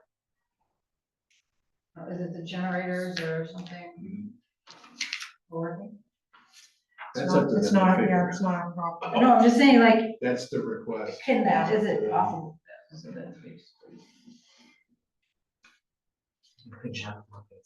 And I'm sorry. Shelley, just so you know, if all 3 attend and we're members of the main rural water, Mhm. it's $750 just for the attendee fee, just for the registration. And they are members. Thank you, Efna. I just figured I'd look because I know how much conferences can be. So it's that 750 of that 1,000 is just in the conference attendee fee. Well, I hope they go. It's good education. Mark? This overtime, so is this from the bargaining agreement for that, On call. they have to work 2 hours each week, every weekend they rotate, so Saturday and Sunday, someone gets 4 hours, the next weekend someone gets 4. Is all that overtime, is that what this line is? That is all overtime, but that is not all what's in here, and there's actually a Friday in the summertime mixed into that now because of their schedule. So the schedule changed in this contract too. So there's 3 days of that, in the summertime. In the wintertime, there's snow gun rounds, so there's a person that checks on snow guns. I think typically that's covered under straight time, but there may be some overtime that gets mixed in there. And then there's line cleaning, that happens in September, those are long days for them, the whole crew is there for the week. And then, outages, so if there's a call out, they gotta spend some time there, more than 3 hours, and there's some overtime. Which happens from time to time, you get a big rainstorm or a windstorm, that triggers the alarms, and they gotta be there. Good, thank you. Anything else on page 34? All right, 35. Hey, Shelley? Line item 20-02, electricity. It looks like it went down in 2024. And, the 32,000, how was that calculated? Like from figure year to date, I'm looking at like 22,336.88 average going to the end of it. Yeah, I had a question on that too. That's a good question. We put this together in November or so the year to date. So that's true, but part of that is just looking at it from what I've been watching since I stepped into that position. I'm watching that the credits from the solar fields are not covering quite as much of the electricity use because the delivery fees are so high. So we're going to see an increase in those electric charges between Chick Hill So then it's more realistic for the 32 for year. Yes. Now, and that may be adjusted next year, it just depends on, I don't wanna underestimate and us be over on those lines Mhm. until I know for sure That's a big what issue. we're happening with our delivery costs versus our solar credits. So they're making money, solar cost, delivery cost. Yeah. They're making their money on Constellation delivery is costs. really, Oh, wow. it's really high. It like doubled, they like, and that It's went incredible. above the actual service. And we have a contract for it, so it's, Mm-hmm. we keep negotiating, trying to get it lower. And this is one of those lines that, in the winter, there's some pumping with snow, snow spraying, but the pumping will ramp up in May and June. It'll ramp back up, the amount of electricity that we're using. Anything else on page 35? Yeah, on the fact, on the electricity thing, you know, I noticed drop and things like that. I know that, you know, over the last week, they've been updating all the monitoring systems and stuff like that at the pump stations. And I was trying to recall, I think they did some work to some of the pumps themselves. And I was just curious if they did something that made them more electrically efficient or something like that, but it's just all these other factors. Yeah, it's not, that system is not totally online yet, they're still working on that. So that wouldn't have made it more efficient, because it's not up and running yet, the SCADA system is not live, Okay, it's still in progress. thank you.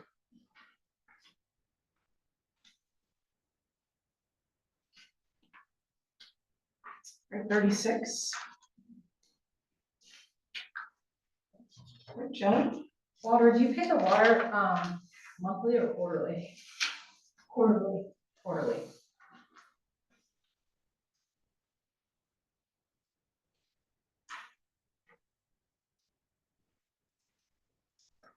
Yes. Does it change? Are they predicting any increases or? I believe that there's another increase coming in July, if I remember correctly, but I could be wrong. That also includes the water for their water cooler. One more question. Yes, go ahead. So, did we save any money when we quit taking sludge?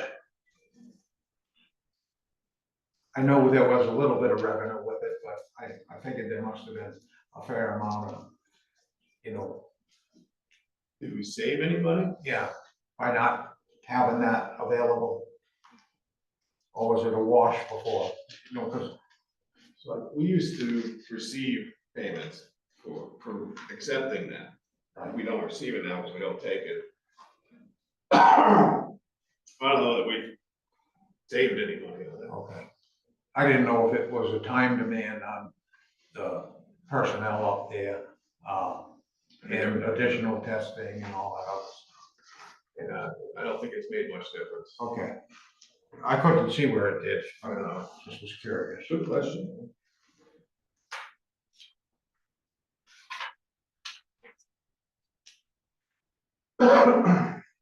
Joan? Line 2502 vehicles.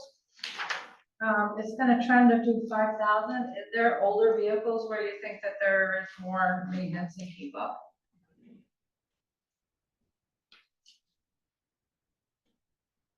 There's like 2,500 in 2023, then it went to like 1,600, and now year to date is like at $420. And we raised 5,000 each year. Yeah, it just hasn't been spent yet. They need tires. You know, maintenance. How many vehicles does that cover? There are 2 trucks up there.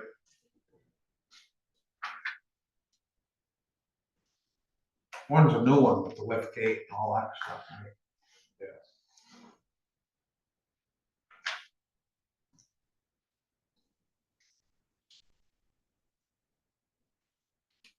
I think this line is also where the other mobile equipment is in. That was gonna be my The next question. ATVs. Your ATVs and your snowmobiles. Snowmobiles and stuff, yeah.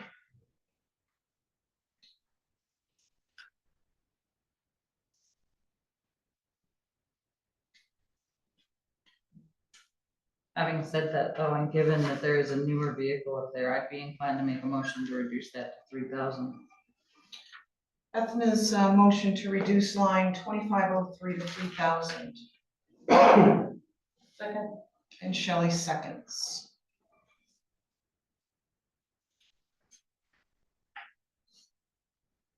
You know the age, I mean, the ATVs and snowmobiles, they're relatively new. Yeah, there's one brand new snowmobile. Also new, Yeah, and there's a couple of older pieces of equipment there, an ATV that's, but they're in good shape. yeah. That was my attempt to account for it by leaving kind of that 3,000 rather than, Yeah. I initially thought 2,500, but I came back up. Mhm. 2 sets of tires will eat up to 3,000. Hmm? 2 sets of tires will eat up to 3,000. Well, depending on the size and, yeah. Any further discussion? All those in favor, raise your hand, and that is unanimous. Anything else on page 36? Shelley? Line number 2519, sewage treatment plant. It says trails, roads. Hmm. There's nothing that's been spent, like, we didn't even budget anything last year. I'm assuming it's because nothing was spent in 2023 and 2024. That's exactly why I didn't put anything in the budget last year, and then when we met this year, the folks told me that there's a special gradation of gravel that they need to cover, not the, not septic sludge, but the fish waste, which we still take up there, that type of stuff needs a, DEP calls for a certain gradation of gravel, which we had in previous years, but it's now used up. We had some stock, now we need to buy it. They were pretty adamant with me that, you know, this is required by DEP if we don't have that stuff. So that's why I put that in. All right. Helps to know that there's a specific reason, because, yeah, there's been, This is one that I didn't want to repopulate because we Yeah. hadn't spent it, we had other materials. They said it's gotta be this gradation. anything else on page 36? 37? So this sewer line, that's over in the debt page now as well. Should be.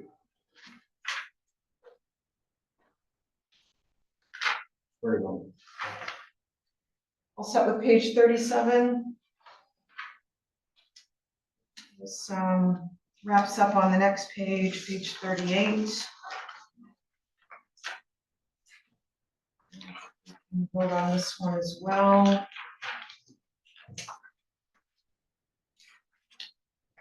Number 503604.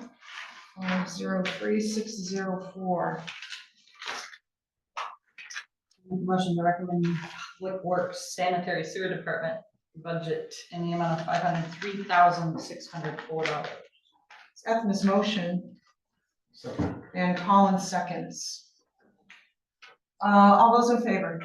And that is unanimous. All right, transfer station begins on page 39. Wages are also union. I was just wondering what the breakdown was on the staffing up there, how many full-time, how many part-time? 2 full-time. We have 2 part-time folks right now.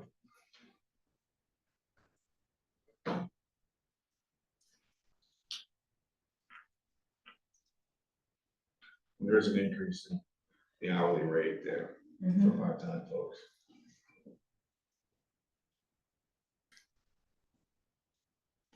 And what was that increase, Joe?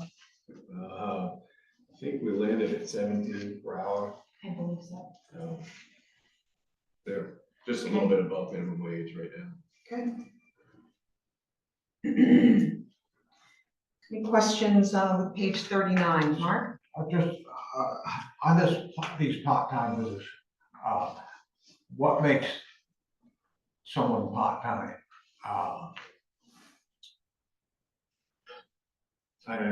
It's defined in our personnel policy. Okay, It's obviously less than less than full-time. And 20 hours a year, I believe, on average. Okay, that's 20 hours a year. So- Not a year, a week. They're open 7 Do days. any part-time Rangeley employees get benefits?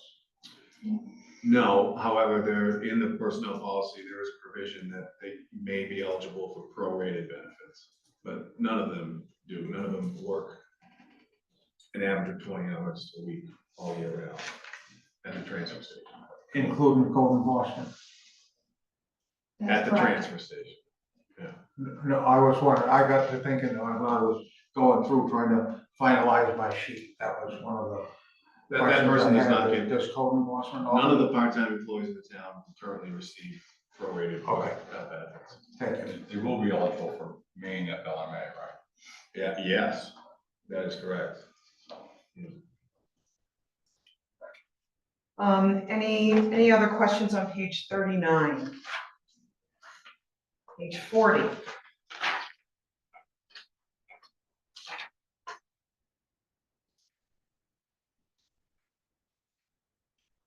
Shelley?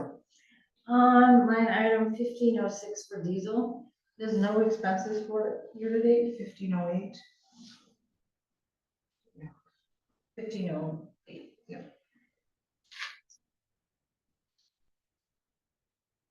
May not have filled the tank yet? They have a tank for diesel, up there, right? Yeah, it's in the basement. Only 126 expended for last year. Right, so that's what didn't make sense, because you only spent 126.33 in actual 2024. That's anomalous, but if I look to the year before, I see that it was 1,300 spent and 700 So that's budgeted. when you fill the tank every other year. No, well, that may have been what happened, it wasn't the intent to fill it every other year, it looks like it got filled up the end of 23, didn't need to be filled up in 24. That's what it looks like to me.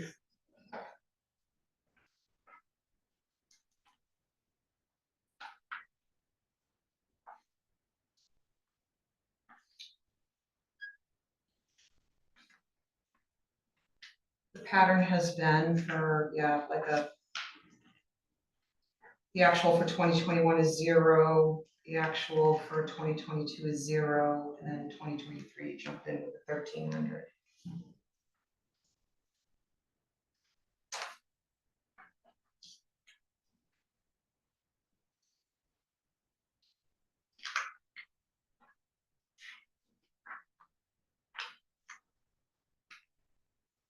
So, you're kind of, yeah, I mean, I know the goal is to keep some kind of consistency, but it is hard to see money raised and not spent. Any other questions on page 40? 41.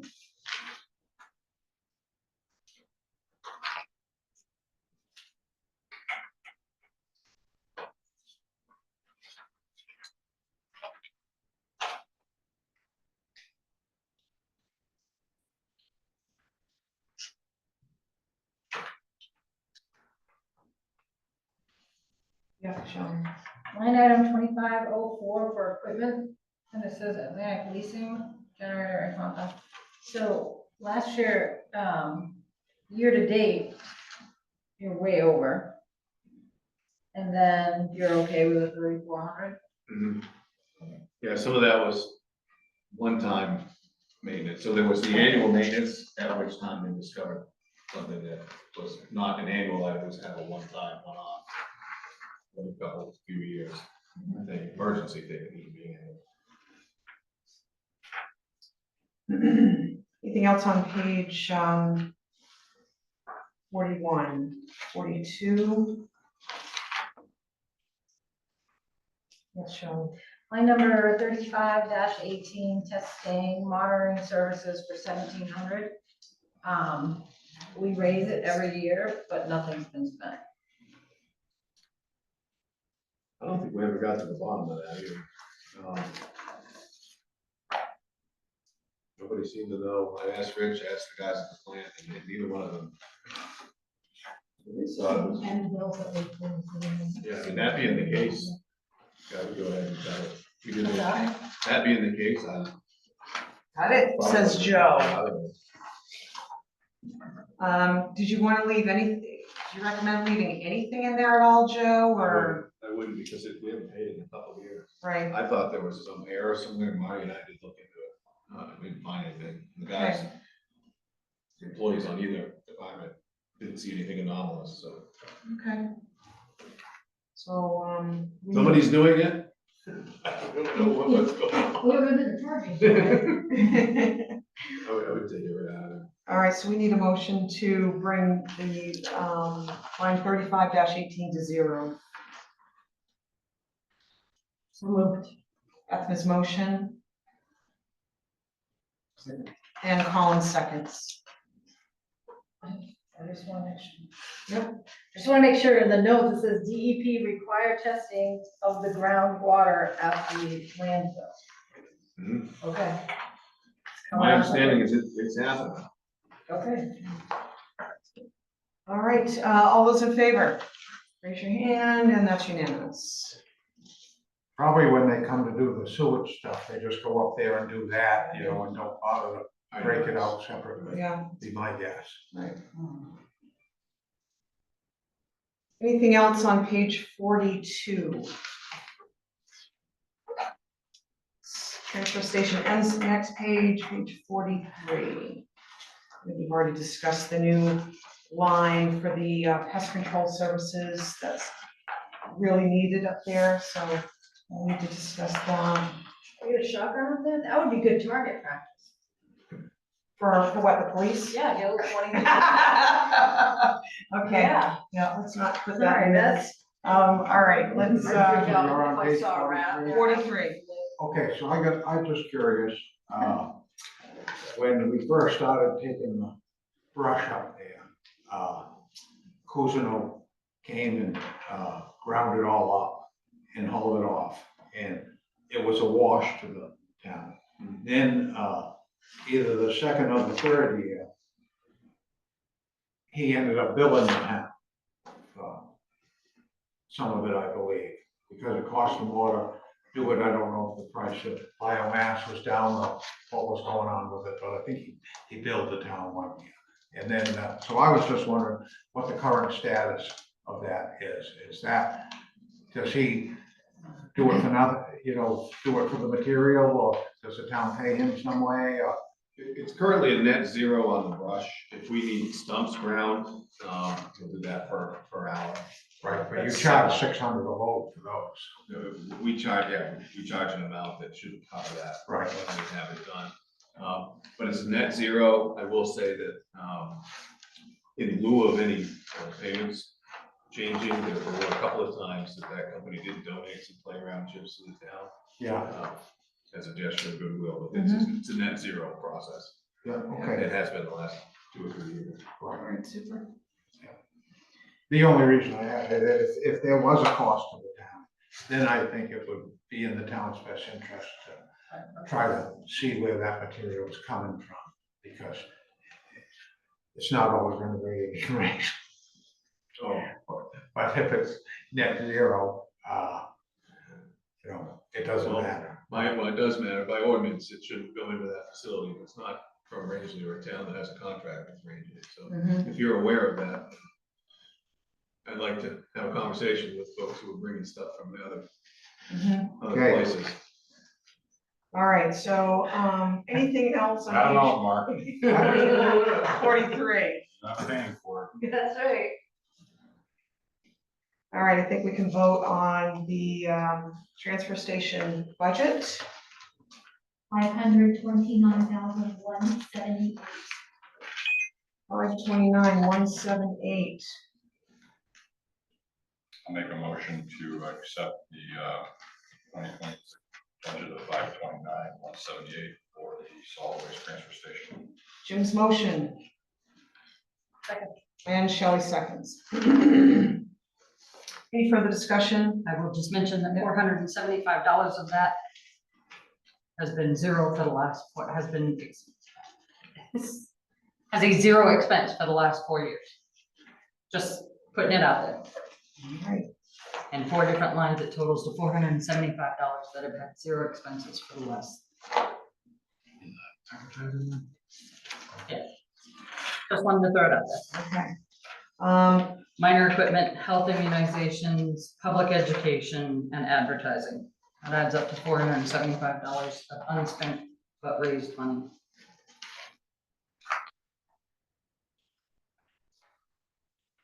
We've got a motion. Any further discussion? All those in favor?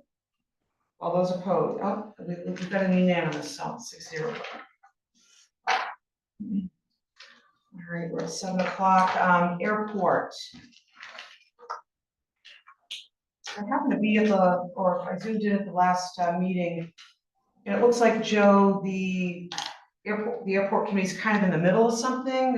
Is it bylaws that are just being brought forth and discussed, and there's still some work to do? It sounded like you've got some, corrections you want made, at least that's what was. And I have some feedback for the board and the airport commission. They are working on bylaws. The commission hasn't come back together yet to talk about everybody's recommendations from the airport commission. So the select board has the draft. They're waiting for a recommendation from the airport commission.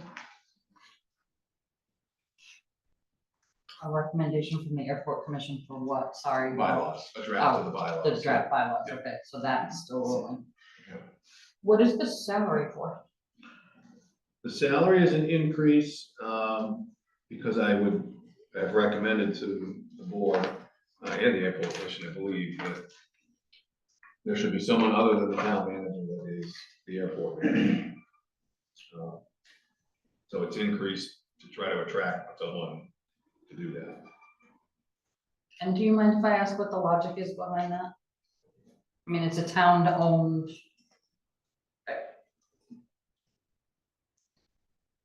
Sorry, I'm stumbling on my concerns, that it be somebody other than the town manager. Mainly because it's at times a distraction from the management job, town management job. It takes away, and I don't want to do bad at either one. That's how I've explained it to both folks, both boards. That's why. The airport manager position's been held by other town employees than the town manager. And the town employees, yes. Yeah, My fear But is it's- that this this is is- gonna go outside of. it sounds like it is, or that's what this budget's proposing. Yeah. I would, that's a good comment. If there's anybody internal that's interested in it, I'm willing to talk with them. I certainly would want to look internally first. Right. And the other thing, since it's me that's this person, I'm not looking to drop this like a hot potato. I'd like to train somebody to do it. And at the end of the day, the town manager is still involved as a signatory for all the FAA and other documents that are out there. But it's one, if I can simplify it, it's one area where we don't have a strong redundancy, right? So I'm that person in both places. If there's an emergency, I shouldn't be tied between both of those. Mhm. And if I'm absent, I shouldn't be getting calls on vacation because there's something going on at the airport. Or there's something that needs to be signed, or this trees is too tall. There needs to be a redundancy there. And I don't know if we can get anybody for 15,000 that's interested and wants to do that. I have no idea. Well, I wanted to make a recommendation that we leave it the same at 4110, and when you put it out there, see what we get for a response, rather than starting up at 15,600, It almost sounds like there needs to be like a job description, because you still have some responsibility as the town manager. And this airport manager would have lesser responsibilities where they're not the town manager. That's what it sounds like. Yeah, kind of. Yeah. And the job description for the airport manager should be created by the town manager, not the airport commission. Mm, Yeah, I agree with that. And yeah, definitely. there is a draft of that I've been working on. It was started before me, but I have it and I put some notes in it. So that's the rationale behind it, is to, kind of make sure that, there's some duplication, number one, and then there's also some ability for me as a manager to focus on the things that I think probably are most important to the town, human relations being one of them, probably the most important. Making sure that I'm giving my staff what they need for guidance and attention. So given that, I guess I'd like to make a motion that we leave the salary line the same and see what it attracts. Mhm. Yeah, when we get to the point, where it doesn't seem like where the bylaws are right now, and the thing there, this could go on a while before they, get something that people agree on. So, let's just leave it here, and in the meantime, Joe can finish his job descriptions. Might as well see what happens. Yeah, especially. There isn't anything that's gonna fall apart up there in the meantime. Yeah, I hope not. Right, so is that a motion, Mark? yes, that's a Okay. motion. So Mark's motion is to, keep the salary at line 0101, the same as the current budget year, 4,110. Second. And Ethna seconds.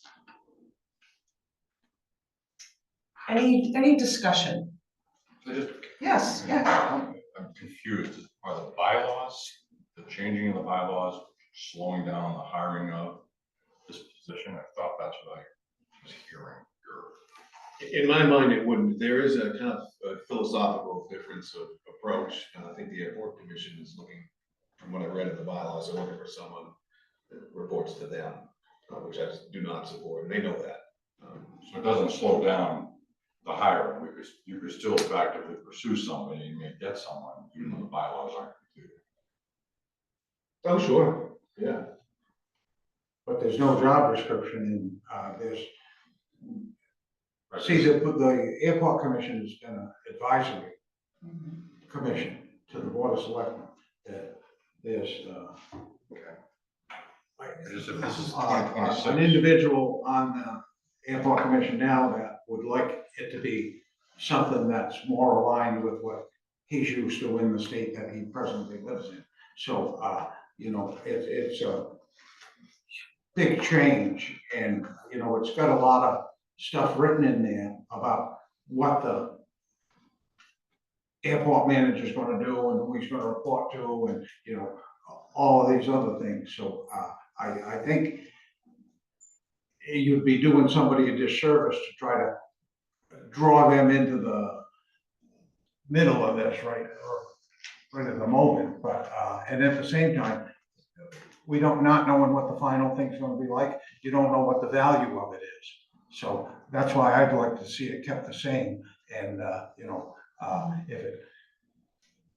Do we know the hours involved?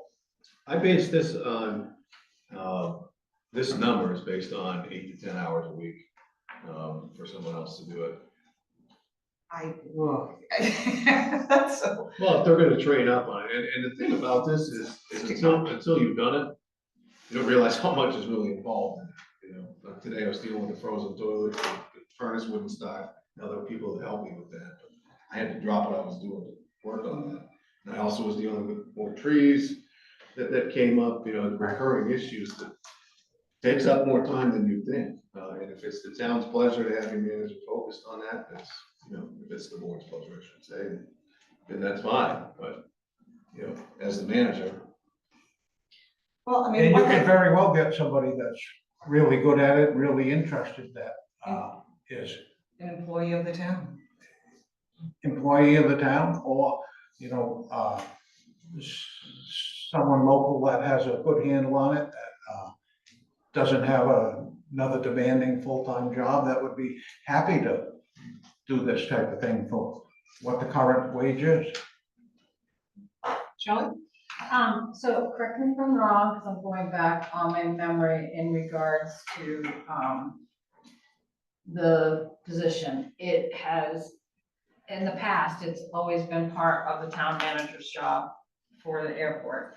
And then there was a time that there wasn't, but I believe that time was when we had a part-time town manager, not a full-time town manager. And then, with that, I mean, So. to me, For 5 years ago, the airport manager was, Rebecca was the treasurer. Yeah. From there, it went to, the fire chief. And then after that, it went to Joe.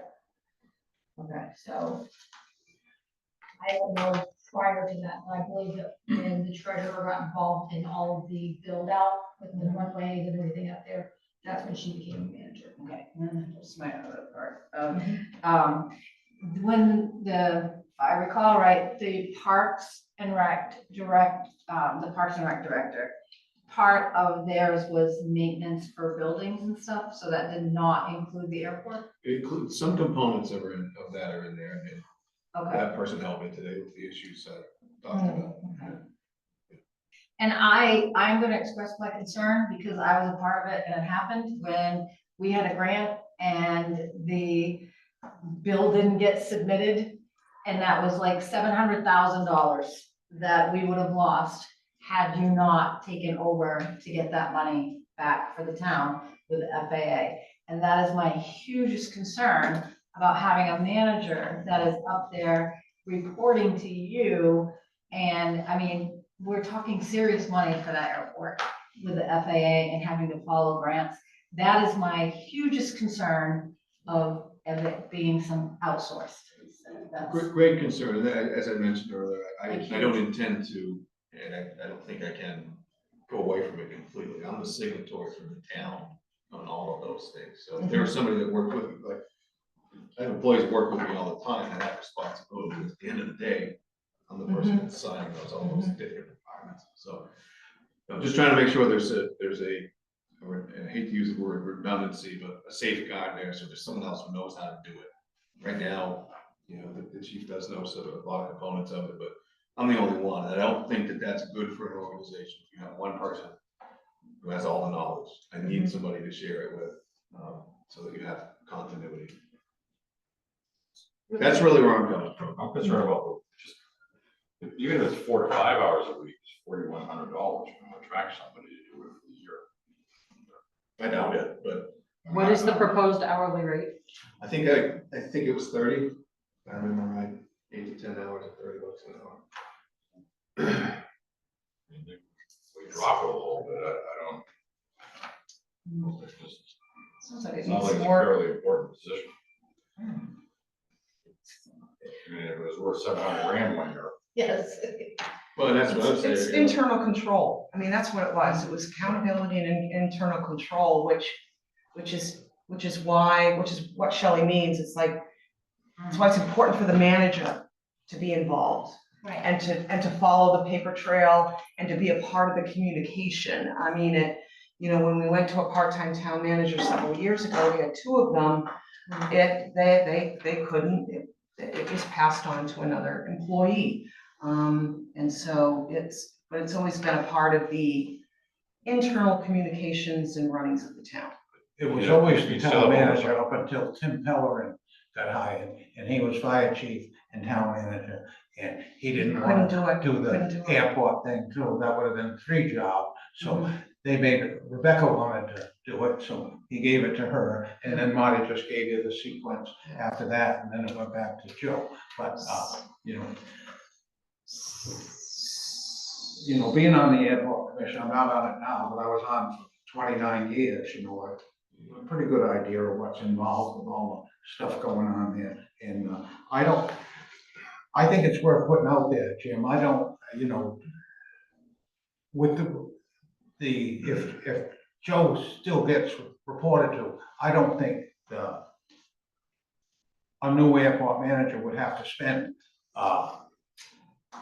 400 hours a year doing what needs to be done up there, 10 or 400 or 500, 8 to 10 hours a week, for 50 weeks a year.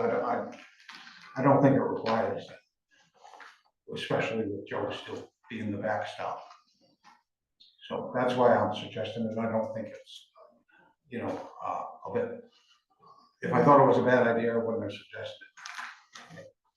Sounds like maybe the idea needs a little bit of work, but, you know, we'll see how the vote goes. Are there any other questions or comments? All right, so the motion on the table is to keep the salary the same as the current budget year at $4,110. Those in favor, raise your hand. And those opposed? And that's 4 in favor, 2 opposed, so the motion carries. The stipends are for the airport commission. They meet once a month.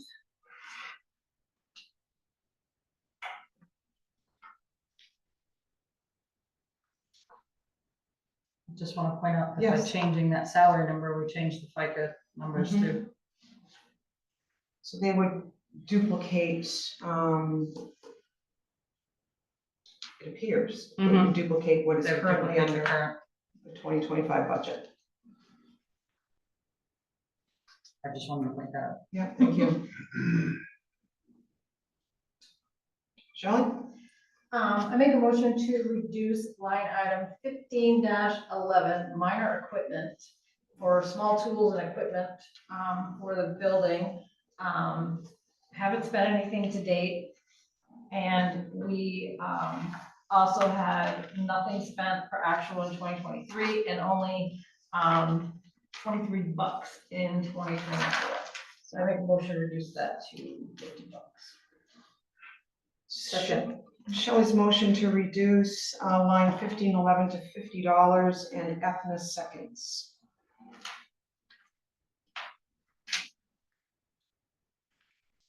Any other questions or comments?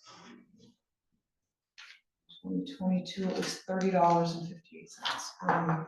All those in favor, raise your hand. All those opposed? Okay, that was unanimous, 6-0 in favor. Buy the equipment this year. We will. Get those Yeah. cameras, get those cameras. All right, anything else on page 44? Number 45.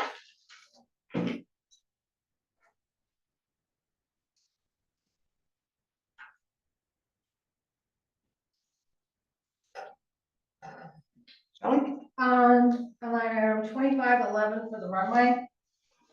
It looks like it's budgeted each year for 3,000, but it is yet to meet the 3,000 mark. I mean, you're getting pretty close with this year to date. And you figure you might not be able to do anything until spring, right?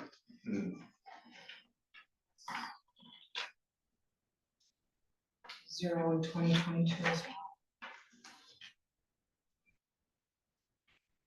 And was there more done last year than in previous? I mean, wasn't anything in 2023. It's 1,047 in 2024, and now it's up to 1,900. So there's still room.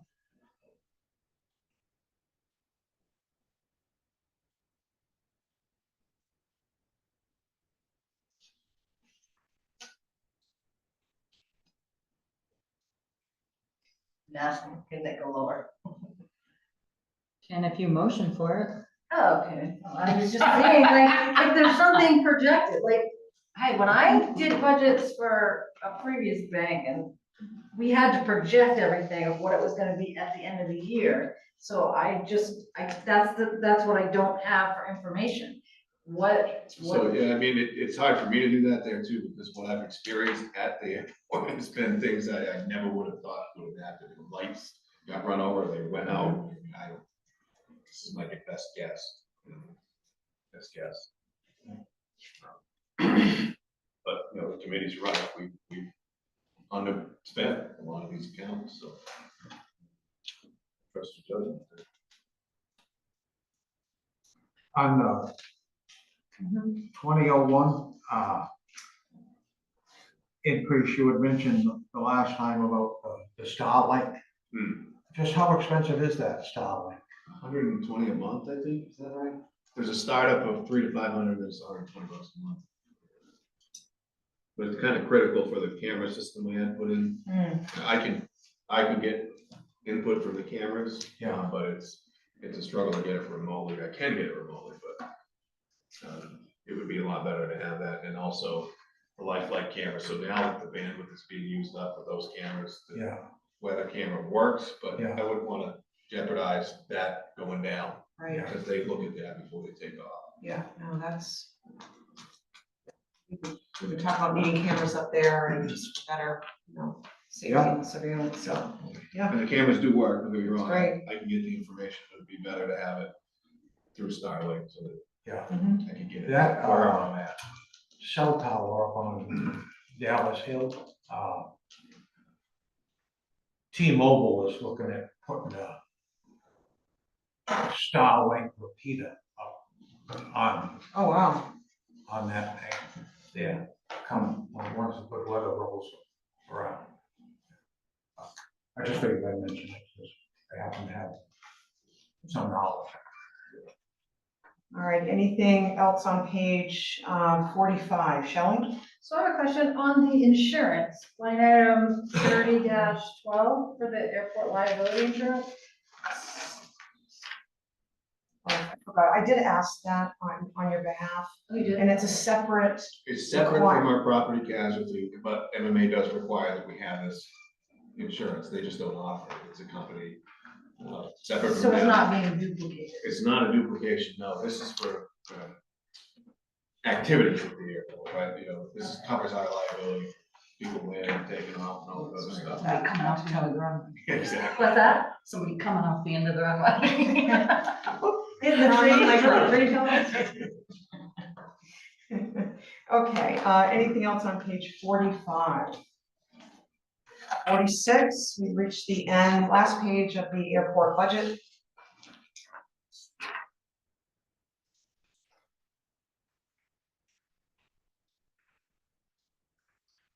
And so, We could probably vote on that. yeah, we can vote on that. So we've got, It's 45,556. 45,556? Correct. 45,556.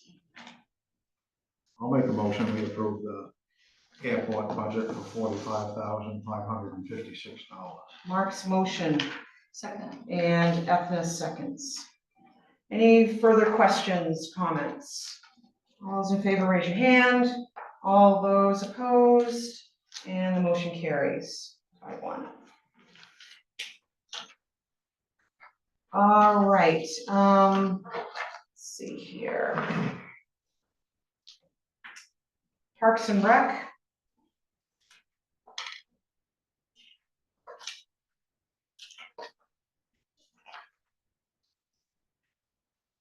So Parks and Rec,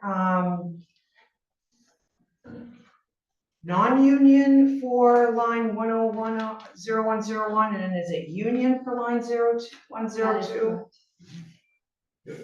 Okay, union. Non.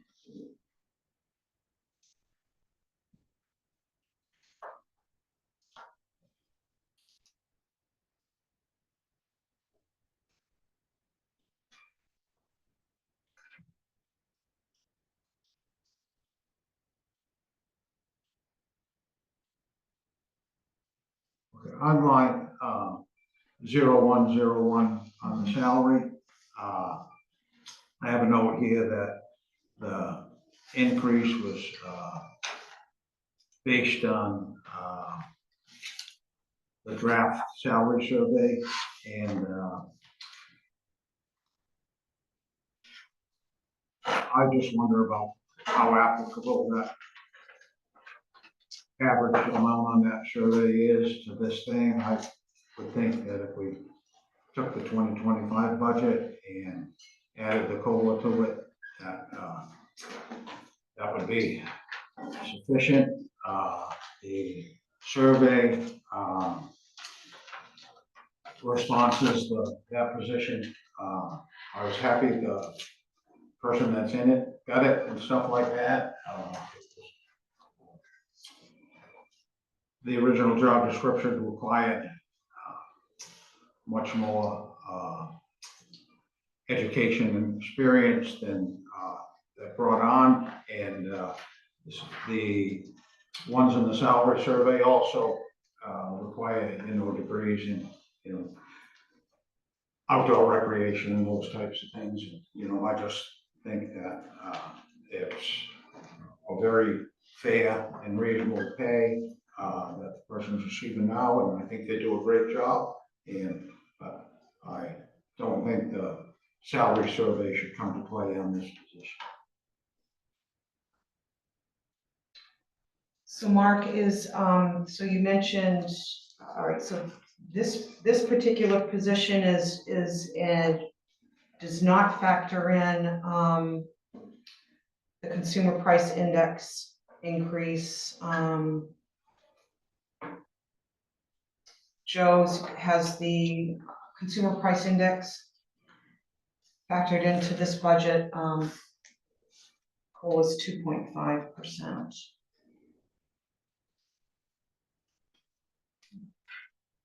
I don't know if the board, I don't know if the budget committees had a chance to look at the salary survey information that was included in your original packets.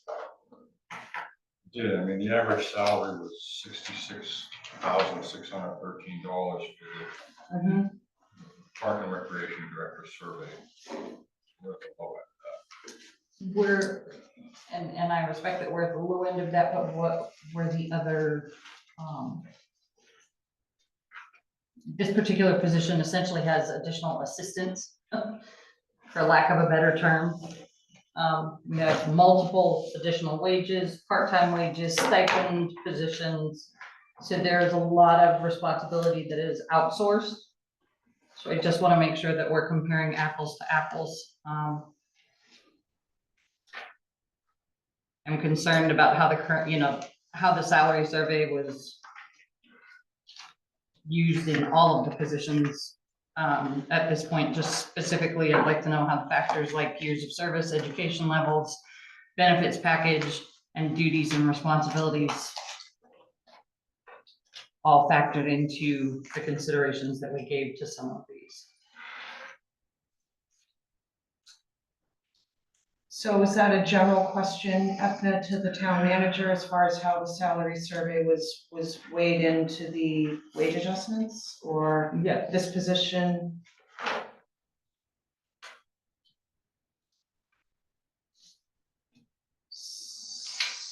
Wage adjustments overall. Wage adjustments overall? It was going to be my question either tonight or Monday. So Yeah, it's, it's. I think everybody knows my position that I find salary surveys helpful and a great tool, but I hate when they are used as the singular item to determine what rate somebody should be paid at. Town of Rangeley offers an amazing benefits package that needs to be taken into consideration. Years of service, education levels, the level of responsibility for each of the roles, less who they have for part-time assistant help, those types of things all need to be considered when we're using kind of a broad stroke like a salary survey. I think they require a lot of fine tuning to come up with a wage. and I don't, correct me if I'm wrong, Joe, I don't think the salary survey got any public discussion by the Board of Selectmen, is that right? Was this ever on the agenda? It was on the agenda, so with in draft form, and it was in its final form also. Call a discussion about it. Anyway, we can go back. I guess I'd make a motion based on my previous input that, the salary be $57,049. That would be the 2025 thing with a 3.5% increase. Mark's motion that line 0101 be revised to $57,049. Is there a second? You said that was a 3.5% increase. It's the 55,120. with a 3.5% increase.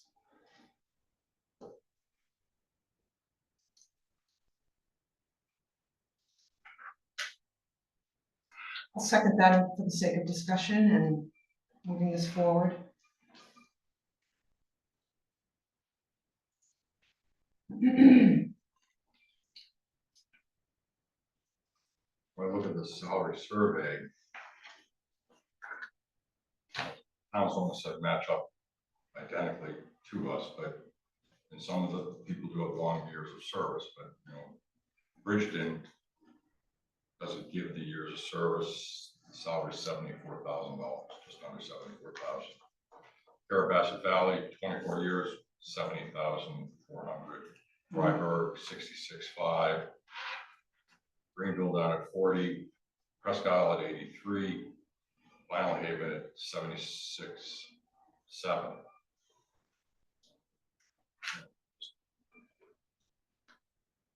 We struggle to attract and retain people. Just losing this person, and then that department was empty, I think, for quite a while. That department didn't exist for quite a while. And This is a new position. right, and we did a survey of the community at Brantley Health and Wellness on needs and needs assessments, and it came out strong, very strongly about something for the youth, especially the teenage middle school level. So I don't know, I think you pay for what you get. I'm inclined to go with the town manager's recommendation. I just think that putting resources into this position and focusing on our youth is the right thing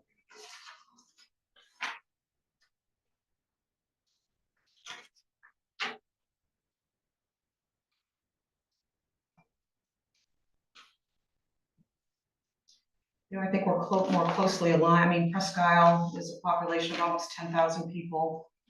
Bridgeton's my hometown, it's a population close to 6,000. I know Haven's an island, that's, the freedom to come and go is pretty limited.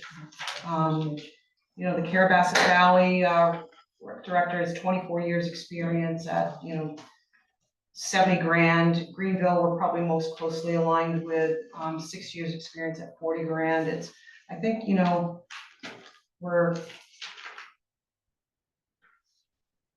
I think we're pretty comparable for, you know, the number of years in this position. Is my initial take on it. It's, you know, everyone. My issue with the whole wage thing with this budget is the randomness of the apparent randomness of the wage adjustments. Some folks got wage adjustments this year, you know, mid-year, and are looking at an additional 3.5% increase. And, you know, the salary survey is a tool, and all of these other positions seem to be above the pay range. And we've got, I mean, I've got a salary survey here from 2022. I've got a salary survey here from 2023, you know, provided by the town manager. This has been on the pulse of the town manager and the select board for years. It isn't a neglected part of you know, looking at an employee's you know, pay. It's been talked about, it's been addressed, there've been pay increases, and you know, I you know, my concern is fairness, is equity. It's a valuable message for everyone, and for certain positions, you know, to receive mid-year increases and others not. I'm struggling. I'm just really struggling with the wage component of this year's budget, just in general. And there's a lot that was presented to us that I'd like a chance to look at over the weekend, but it's very different than prior year's budgets. Across the board, as far as what what's been presented budget-wise in prior years, where where we're basing increases off just, the prior year salary or an agreed upon change during budget season, such as is reflected in the budget for the police department.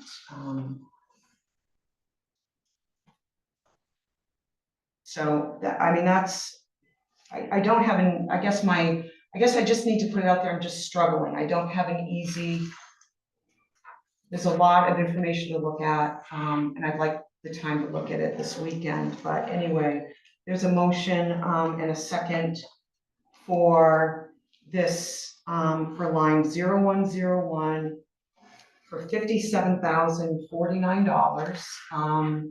We've got the salary survey, as a tool to go by with a variety of towns and populations. Shelley?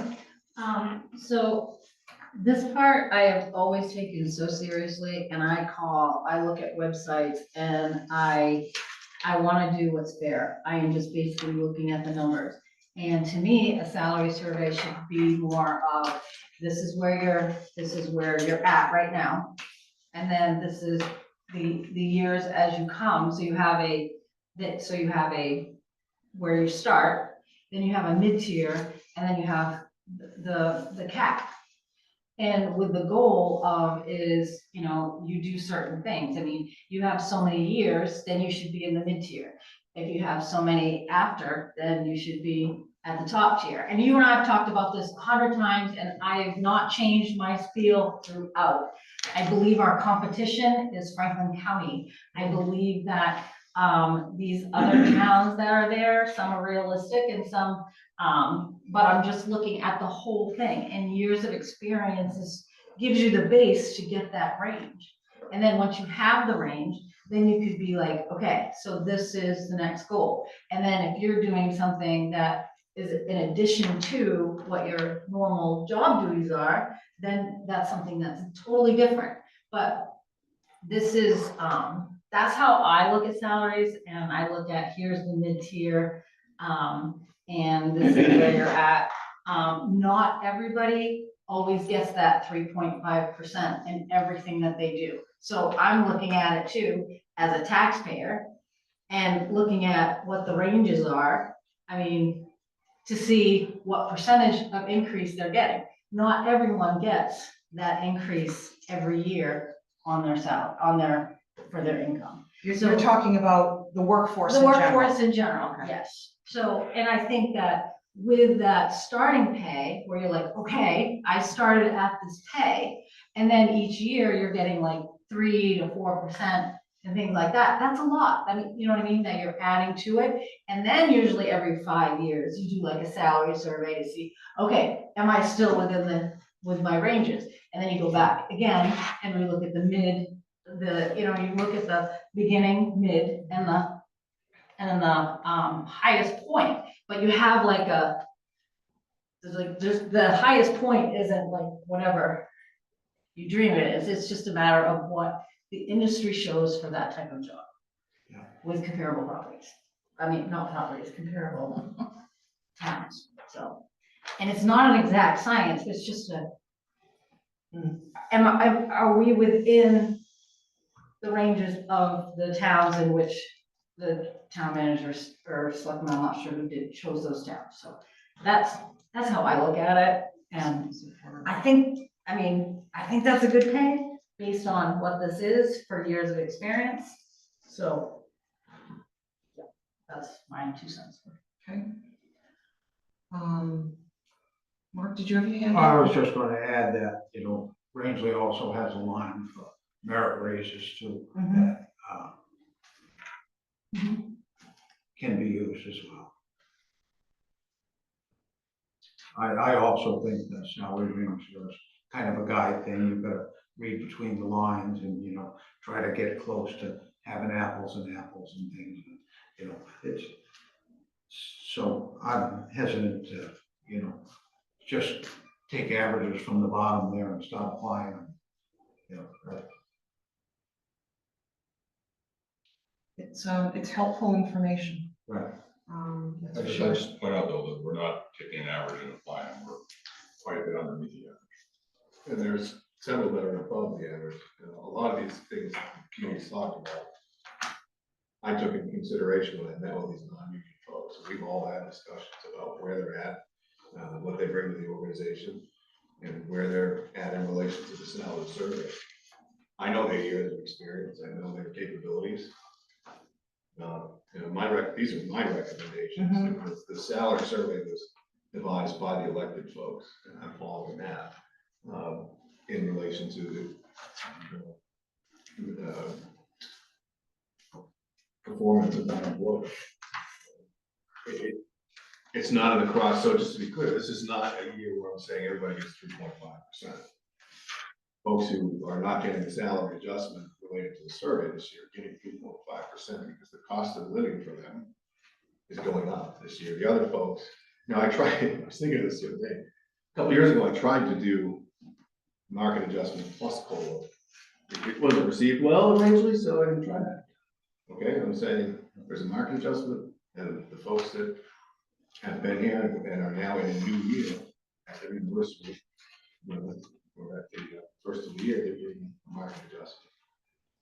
So that they stay current, so that between those 5-year periods when we do salary surveys, you don't get artificially low and have, you don't worry the jury about getting people back up, you kind of maintain that. Well, this recommendation is based on Performance, years of service, duties, and relation to the scale. I mean, this, I think as you pointed out, this is some measure below what the average is. And that's not a comfortable spot for management to be. You'd say, you know, hey, the average is this, but you know, I'm gonna recommend this. And so if you're thinking this is just like a carte blanche, gonna give everybody what they want, it's not what's happening.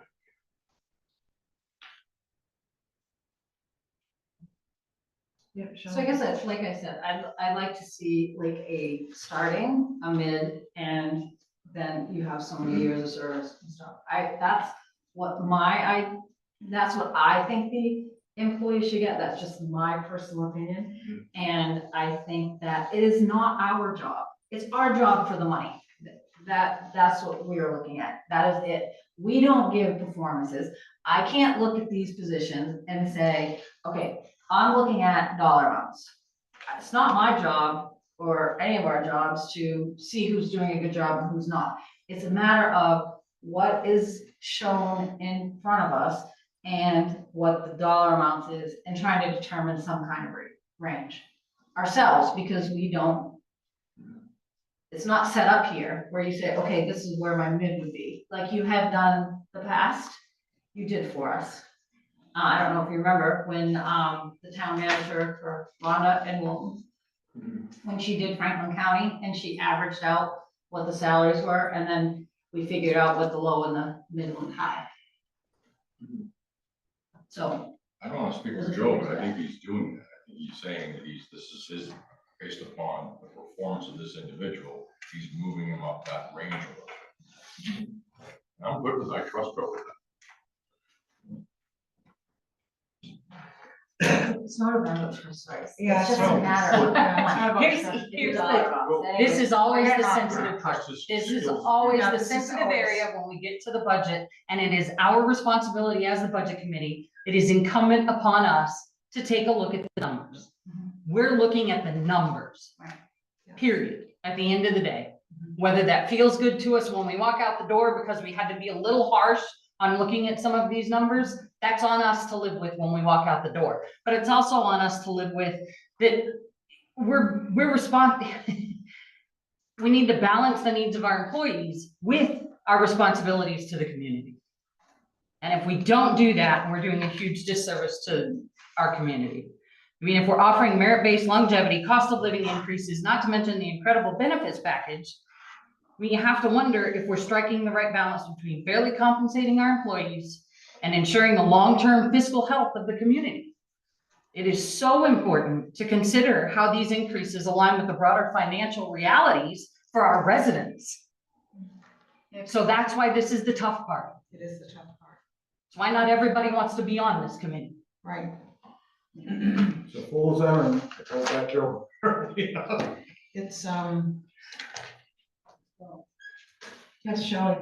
I want to be nice to everybody and everybody raises, Well, and that's the but thing. that's not like, fiscally responsible. in my position that I've been manager in past positions and stuff, it's like you give and take try to streamline the thing. But this is what I see, we're getting reassessed, and what you don't see is the, some of our elderly that are coming in and they're having a hard time paying the tax bill. Breaks my freaking heart. Those people have been here for years, and their tax bill keeps increasing, and their income's not. So I'm hearing different things, like I'm hearing like, holy cow. Then when we do the reassessment for the 2026, people are panicking. They're afraid that the taxes that they've had throughout, they still have their house valued at 150,000. It's gonna jump now to 500,000 because that's about the average. So, I mean, that's one thing that I have to look at when I'm looking at the numbers, is that I have to make sure that like I can feel good about it, and I can tell people that I did the best for them. And I have a vested interest. To Ethna's point about just the numbers, this adjustment I proposed, $3,000, that's 1% of the total budget for this department. 1% difference.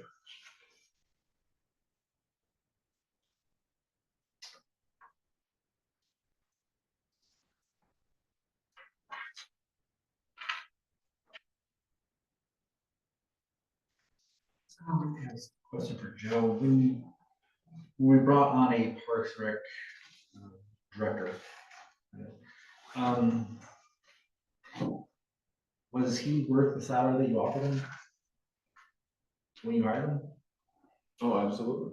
Yeah. Is he worth what you're proposing for the budget right now? Yes.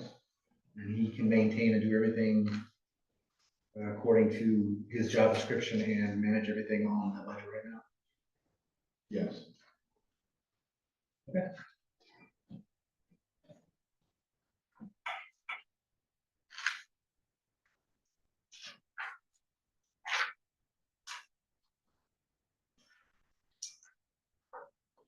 There's a motion and second still on the table, Yeah. correct? Yep, there's a motion and a second.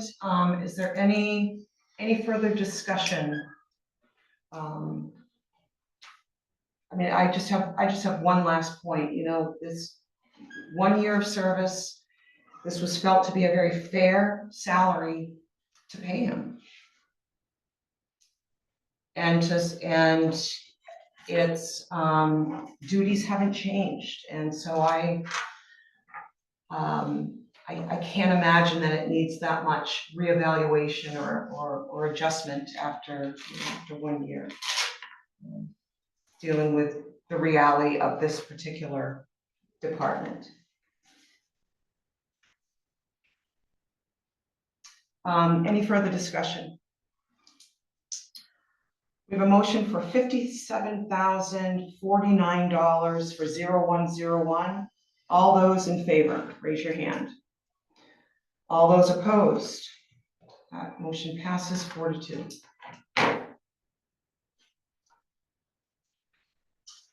0102 are union wages.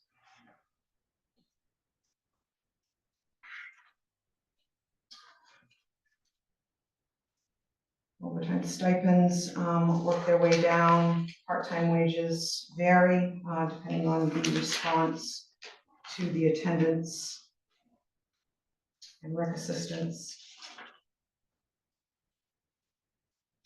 What is the recreation coordinator?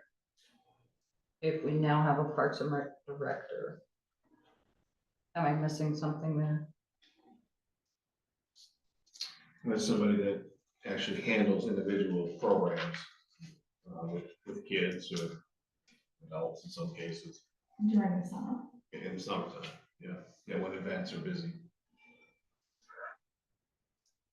That's So what's- it is pretty, just to clarify, it's by the nature of the term, directors direct people in programs, so it's normal for them to have people that work with them, even if they're volunteers or part-time.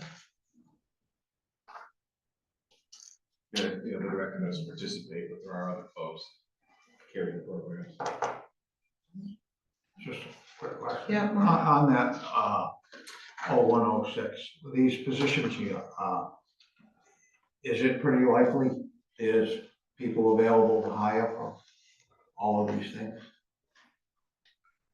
We came pretty close last year, I think we had all of these folks. We did. Folks We full had- last year. Yeah, So we've got it re-advertised now.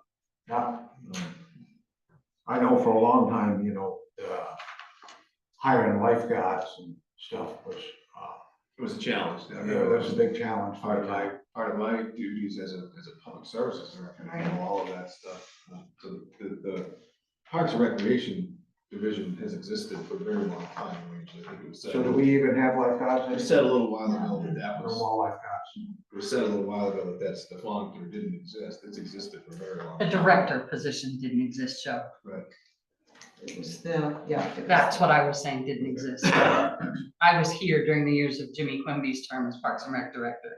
I remember what a phenomenal program we used to have. I was sad when it disappeared. I'm happy to see it back. I am too, and so when I came initially to Rangeley, 2 or 3 people had retired when they put Mm, the position together. right. So one of the things that, from experience, I knew was very difficult to manage with all the other stuff at the same time was the recreation, but I didn't do as well with that as I thought I could have, or should have, or wanted to. So we had a consultant that helped with that. That model didn't really work that well for every director, so it works.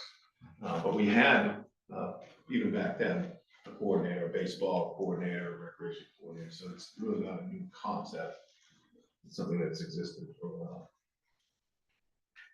Joan? I just want to add, like, just so other people realize how much the town pays for some of our programs, like the Cal Ripken coaches and umpires, that typically they have to create their own company for the team. And then they have to do fundraising in order to get those funds and have, those filled. So that is something that is extra. And the one thing that is great about Rangeley is that there's so many different summer programs with all the organizations that are in town. It's kind of hard to keep up with everything that's out there, with the library, with the arts, I don't know if they still do the soccer camp up at the school with the foreign students come up for that. And then, of course, you have the health center that does their part too. So it's really nice. Yeah, that's great. Anything else on page 47? Page 48. Joan? Line item 1003 for dues and subscriptions. It looks like other than in 2024, it has only been $60, and then now we're raising 200. Is there something that is extra in a cost? I think that's for 2 people. It was only for 1 before, I believe. That's for 2 subscriptions to the Parks and Rec Association, which puts on a good conference that the folks are going to here in a few weeks. That's a great association. So is that like $60 each? So that could be reduced to $120?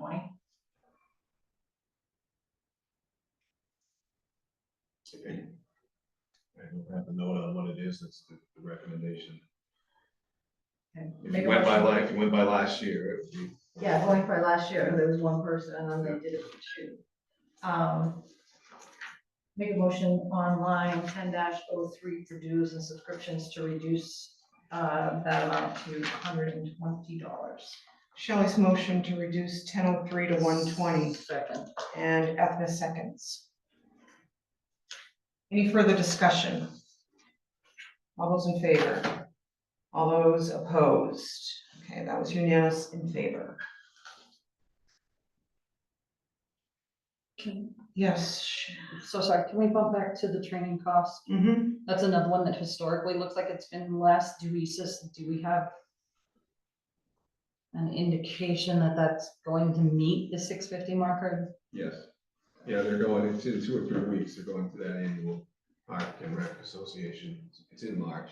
Sometime. I just saw it the other day. We just signed up for it. And it's an annual event? It is. Yep.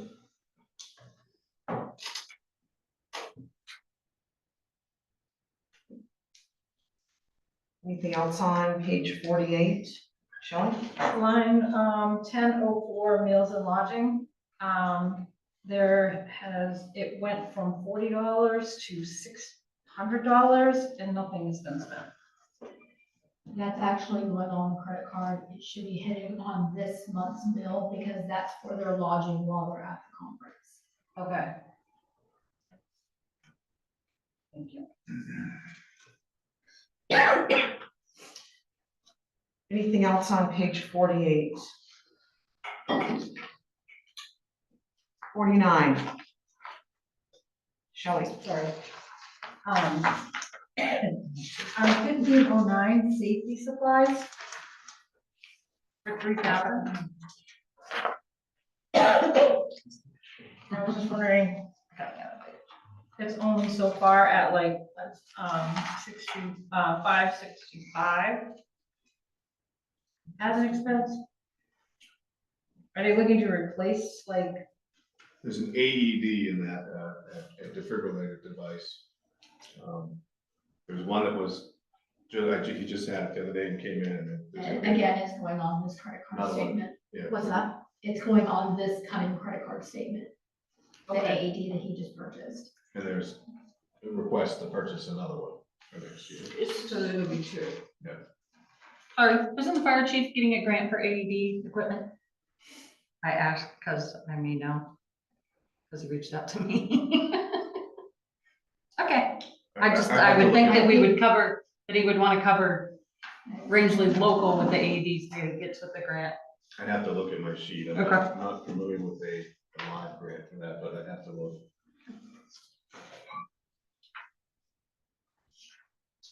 Right, anything else on page 48? 49.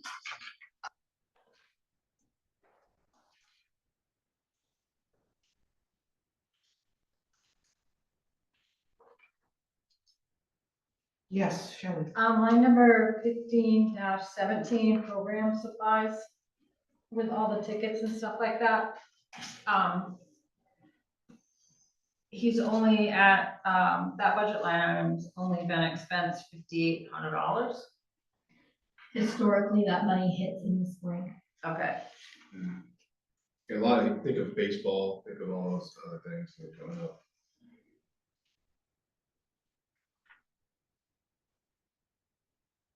Anything else on page 49? Spring travel basketball itself is almost $4 grand.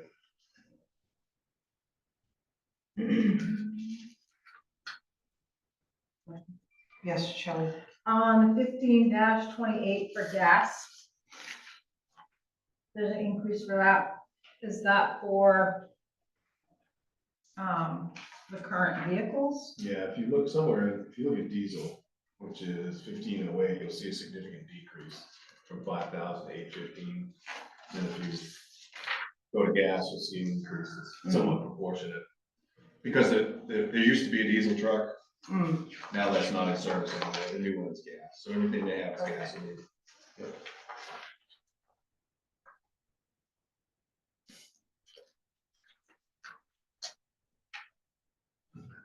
Anything else on page 49?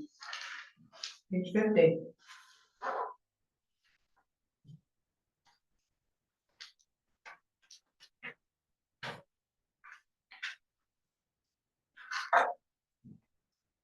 $2503 new vehicle outfitting.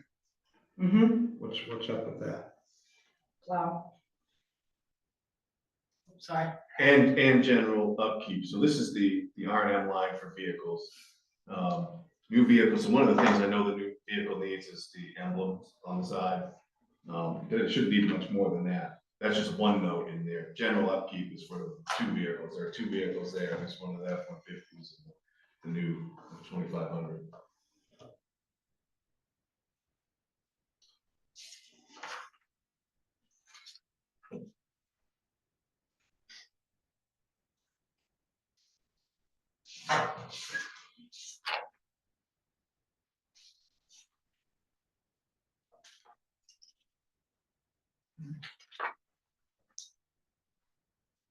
Anything else on page 50 yet, Shelley?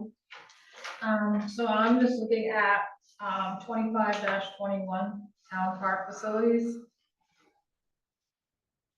Is there, a reason why this year's so much over? And then you wanna reduce it to 5,000? Well, increase the. Yeah, we purchased some things in this year. Some tables, you had to put in there for new picnic tables. And then we also ran into, as I recall, this is the line where we had an issue with, the monument. We had some overages there that we didn't expect. I believe this is the line that came from. I may be wrong on that, but that's a project that went over.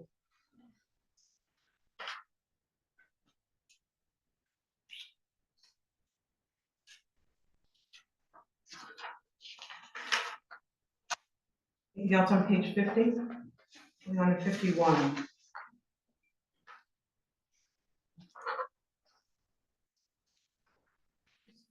I got a question with the loans. Is there any particular reason why you took them from, and put them underneath their own category instead of putting them with the different departments? The biggest reason was, we had a conversation with the auditor and they recommended it, Okay. putting them in one place. That's the biggest reason. The second reason I can think of, in my thought on it, is it's easier to see it all in one place. I know there are different schools of thought on that. Some people like to see it tagged to each group, but to me, I like to look at it in one snapshot and say, here's all your debt service. And the auditor likes that too there. Because it makes it easier to report Yeah, when it's all in one place, for the auditors anyway. right. Right, but if you try to go in expensive, like the separator, I think it would be a pain, but kind of like reinsurance. So you can see actually what each department costs. Cindy, Yes. on 3524 ground maintenance, Mm-hmm. it was going out to bid. Is this has it gone out to bid? Yes, And is this the correct number? yes, It is. Yeah, we had a savings in Parks and Rec, and we had I think he's pointing out the other night, we were spending more in cemeteries, I think the way that went. But we've already gone by cemeteries, so I don't want to. Yeah. So what's involved in this? Pardon? What's involved in this contract maintenance? Oh, this is mowing of green spaces, so town park, Aquatic Park, town office, ball field. There's 5 or 6 other locations. You mean hacking the grass around the Yeah, gazebo? Depot Street, gazebo, one of the pump stations. So this has been in effect since 16 or 17, not the same contract, but the concept has been in effect for a while. Yeah, okay, thank you. And that's a pretty good deal, I think. Anything else on page 51? All right, so, Marty, better off waiting till Monday with a number? yes, I'll. Absolutely. Like 5 minutes to the, correct. Okay. Cemeteries, I think we skipped over, We did. yeah, okay. So, so cemeteries are on page 52, 53.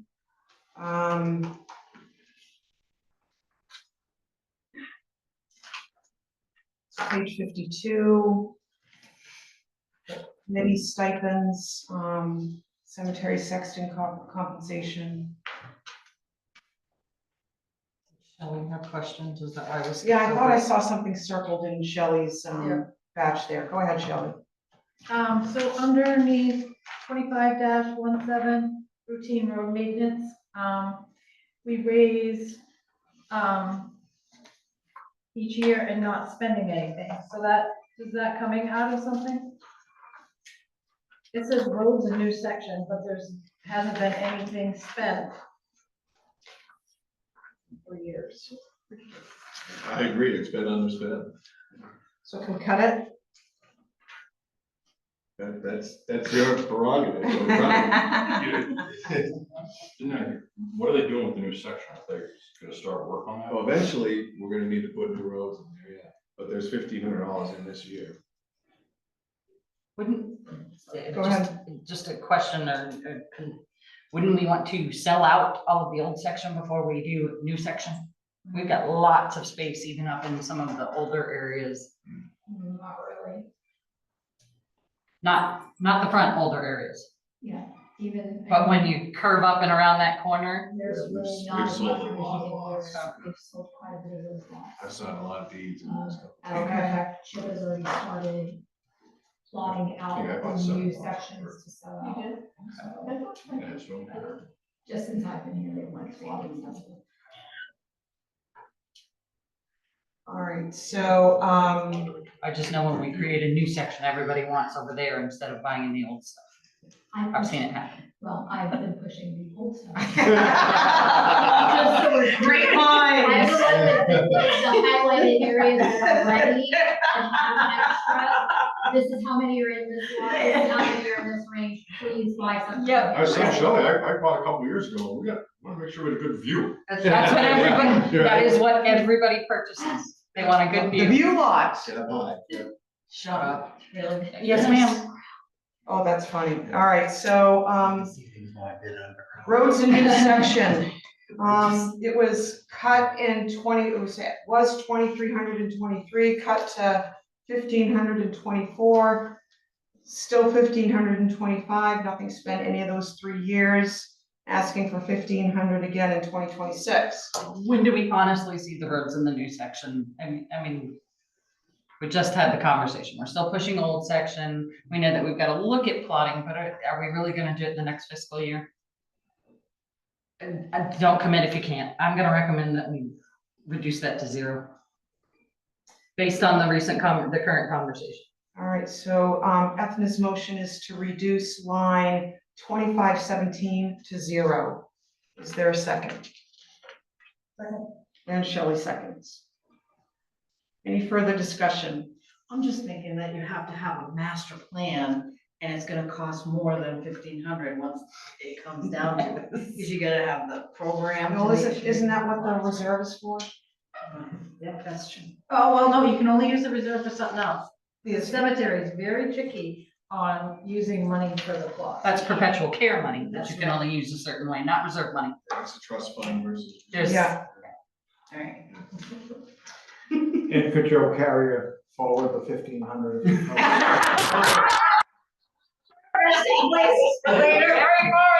Oh my gosh, we just want to make more work for you, Joe. No. All right, all those in favor, raise your hand. All those opposed? Getting All right, so- punchy, everybody's done. Yeah, we all right, so that passes 4-2. Let's see, anything else on page 52, cemeteries end on page 53? Yep, go ahead, Shelley. For line item 25-25 for the infrastructure. It looks like it was year-to-date is 0, we raised 5,000. And then, actual in 2023 was 0, and then $389 was spent in actual of 2024. My understanding is that we have the intention of purchasing loan in this current year. And we're also looking for someone to do the, what's it called, to clean off the. Clean the stones. Oh, power wash. No, not the power The fence. washing, the fence, thank you, the sandblasting the fence. Just Okay. to get that prepared to get put back up. Okay. All right, very helpful. Anything on page 53, that's the end of the cemeteries line, Well, the mowing, mowing. that's the new number too, Joe. That is correct. And that was they gave a 3-year price, Yes, and this was this year's. yes. Do you remember what the competing bid was for this? No, I do not. I wasn't at that video. You, Joe? Not off the top of my head, I do recall that it was lower than this. Right, the 3 years, the competing 3-year contract, the difference was 15,000, and they went with the higher bid, the $15,000 higher one, and to retain the guy that was doing it, but there wasn't, and he was in the audience, there wasn't any discussion if he wanted to match the low price or not. To keep his job, or why it wasn't, I wondered why it wasn't awarded to the low bidder. I have a little insight into that, why I believe it wasn't. The person that won that bid, and I'll try to be brief, has a lot of experience being sexton and familiar with the cemetery, with skills that other folks couldn't bring to the table, so. I'm just gonna throw out, I'm gonna Yes. report that the competing bidder used to work for that individual and is very familiar with the cemetery too, but that's where I'm gonna leave that. All right, so, We can't control. Just point it out. Total is 35,652. 35,653. Need a motion. Oh, so, yeah, my motion. Okay, all right, at this To motion. recommend cemetery, I'm so sorry, 35,653. 53. I need a nap, people. And we need a second. Second. And Mark seconds. All those in favor? And all those opposed, okay, that's unanimous in favor. All right, so we're at almost at 8:15.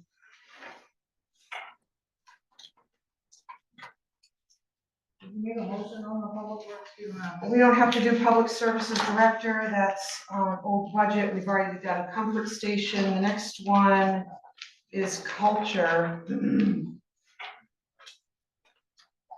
And we put culture on because somebody had a, Shelley, was it a Shelley question that held off culture from us moving through it? It was. I believe so. I think Shelley wants to know if that can be used from downtown reserve. The answer- Yes, The answer is yes. Yes, Yep, that's what you want okay, to do, make that. so then make reduce that back recommendation. to the 1,600? Well, I don't know that off the top of my head. Hang on. 70,000 just sitting there, man. Yeah, you want to leave some in there for maintenance of those. Well, that's what, like, so that's why, okay. So, okay, so I make a motion, to change the amount under 60-02 streetscape to 1,600. Shelley's motion Second. and Ethna seconds. All right, great, so the ornament banners can come out of existing funds in the reserve account. Thank you for checking on that, Joe. You're welcome. Do you now need us to make a motion to recommend that part two as the second part? It would be good so that it's in That's what I thought. the record. Okay. All right, so we'll first vote on line 6002. Raise your hands to approve the 1,600 expense for line 6002. That is unanimous. And then, so the difference, 8165. 8165. So what do you want that to say, Joe, that it will be Make a raised? motion to recommend 8165 of 6002 streetscapes be expended from, Town revitalization reserve. ding, ding, ding, that's it. Okay, Ethna's motion. Is there a second? And Colin seconds. Any further discussion? All those in favor, and that's unanimous. So Um, now, your total we need to is total the culture, yes, $15,550. 15,550. I make a motion to recommend 15,550 for the culture budget. Ethna's motion, Second. and Mark seconds. All those in favor? And that's unanimous. Mark, were you voting unanimous or abstaining? Okay, they're just a little slow. Well, It's got a bad it's way. tough. One hand, one hand. Yeah. Trying to get on the right page. I'll just start hammering. All right, let's see here, so Challenge is tough. we've done general assistance, no vote on county tax, no vote on education, no vote on municipal donations. Municipal infrastructure. New one, huh, Joe? It is a new one.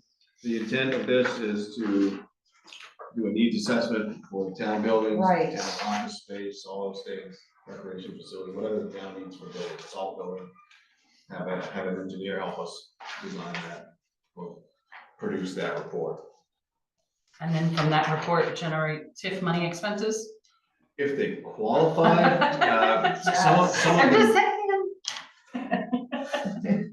They're in the right locations. yeah, if they qualify, Yeah. certainly. Some of them would, some of them probably Yeah. wouldn't, but yeah, that's the purpose of that. Marty and I, consulted on it. We thought it made sense to make this freestanding, so it wasn't attached. We said, do we attach it to the board of selectmen or admin? Mm, We didn't want to put it, if people weren't in favor of it, we want the whole thing to go down, because it's like this idea, so we put it by itself.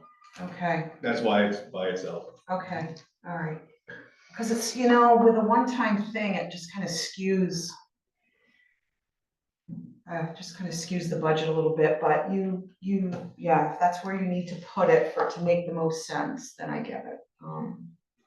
Okay, I'll make a motion to accept the municipal needs assessment budget of $35,900. Jim's motion. Second. Ethna seconds. All those in favor?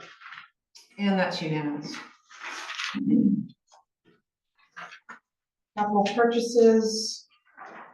All right, capital purchases. So let's see here. A little review on this one, Joe. So we've got new scuba equipment. Self-contained breathing apparatus equipment. Yeah. Um, Yeah, for the fire department. That's for fire department. The van is at 4004. Fire radio replacements, that's a kind of a recurring recommendation. Mm-hmm. And that, as Colin noted earlier, that buys you 2 radios. Those are Right. expensive. 4007 has requests for additional boat docks, flooring, parking lot, striping, and striping is the final part of it. Seal coating, crack sealing here in the gazebo of the town. So, yeah, go ahead. And these are purchases outside of capital reserve funds? Is that what I'm understanding? This is a proposal to raise and appropriate. So these are additional funds outside of the capital reserve. Correct. Yep. Joan? One of the other questions that was asked at, when we had our joint meeting is what's the mileage on the truck for the Parks and Rec truck? Oh, it's around 50 or 60,000 miles, I think.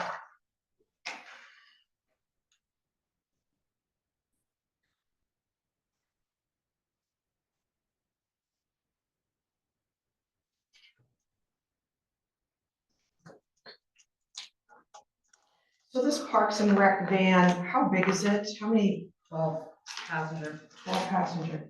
Yes. Looks like this. You've seen these type of things. Yeah. So if I remember correctly, you know, in the past, they have, I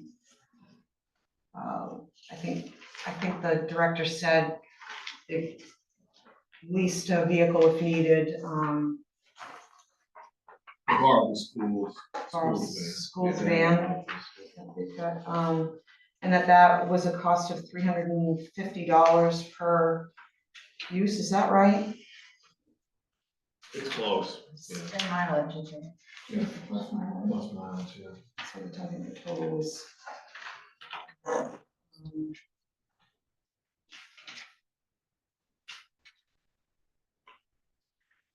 So, yeah, I just, yeah, go ahead. How many usually go on the trips that they do? What's the number count for each event? I don't have that with me. It varies on the event. The baseball trips are well attended. The shopping trip was less well attended, as I understand it. You know, the plan is to use it for things like that, but I think the idea is to use it for more local things too. If there's a hiking trip, to Bald Mountain, or if there's some other in the region type of activity. It wouldn't just be trips to Portland or Freeport or wherever that is. It's intended to be local also. Mark? This, when they rent them, what line does that come out? Good question.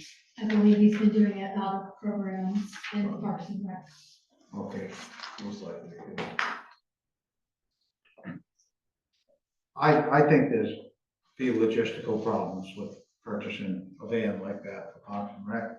I think if there's one available in town that you can hire as needed, I think we're better off going that way. Shelley? Did we even ask, I mean, I know usually you look for the school, but did we ask, like, that's about the same size as, Saddleback? Would they rent theirs out? I don't know, I'm just. We did not ask, no, that's your question. I don't believe we asked that question.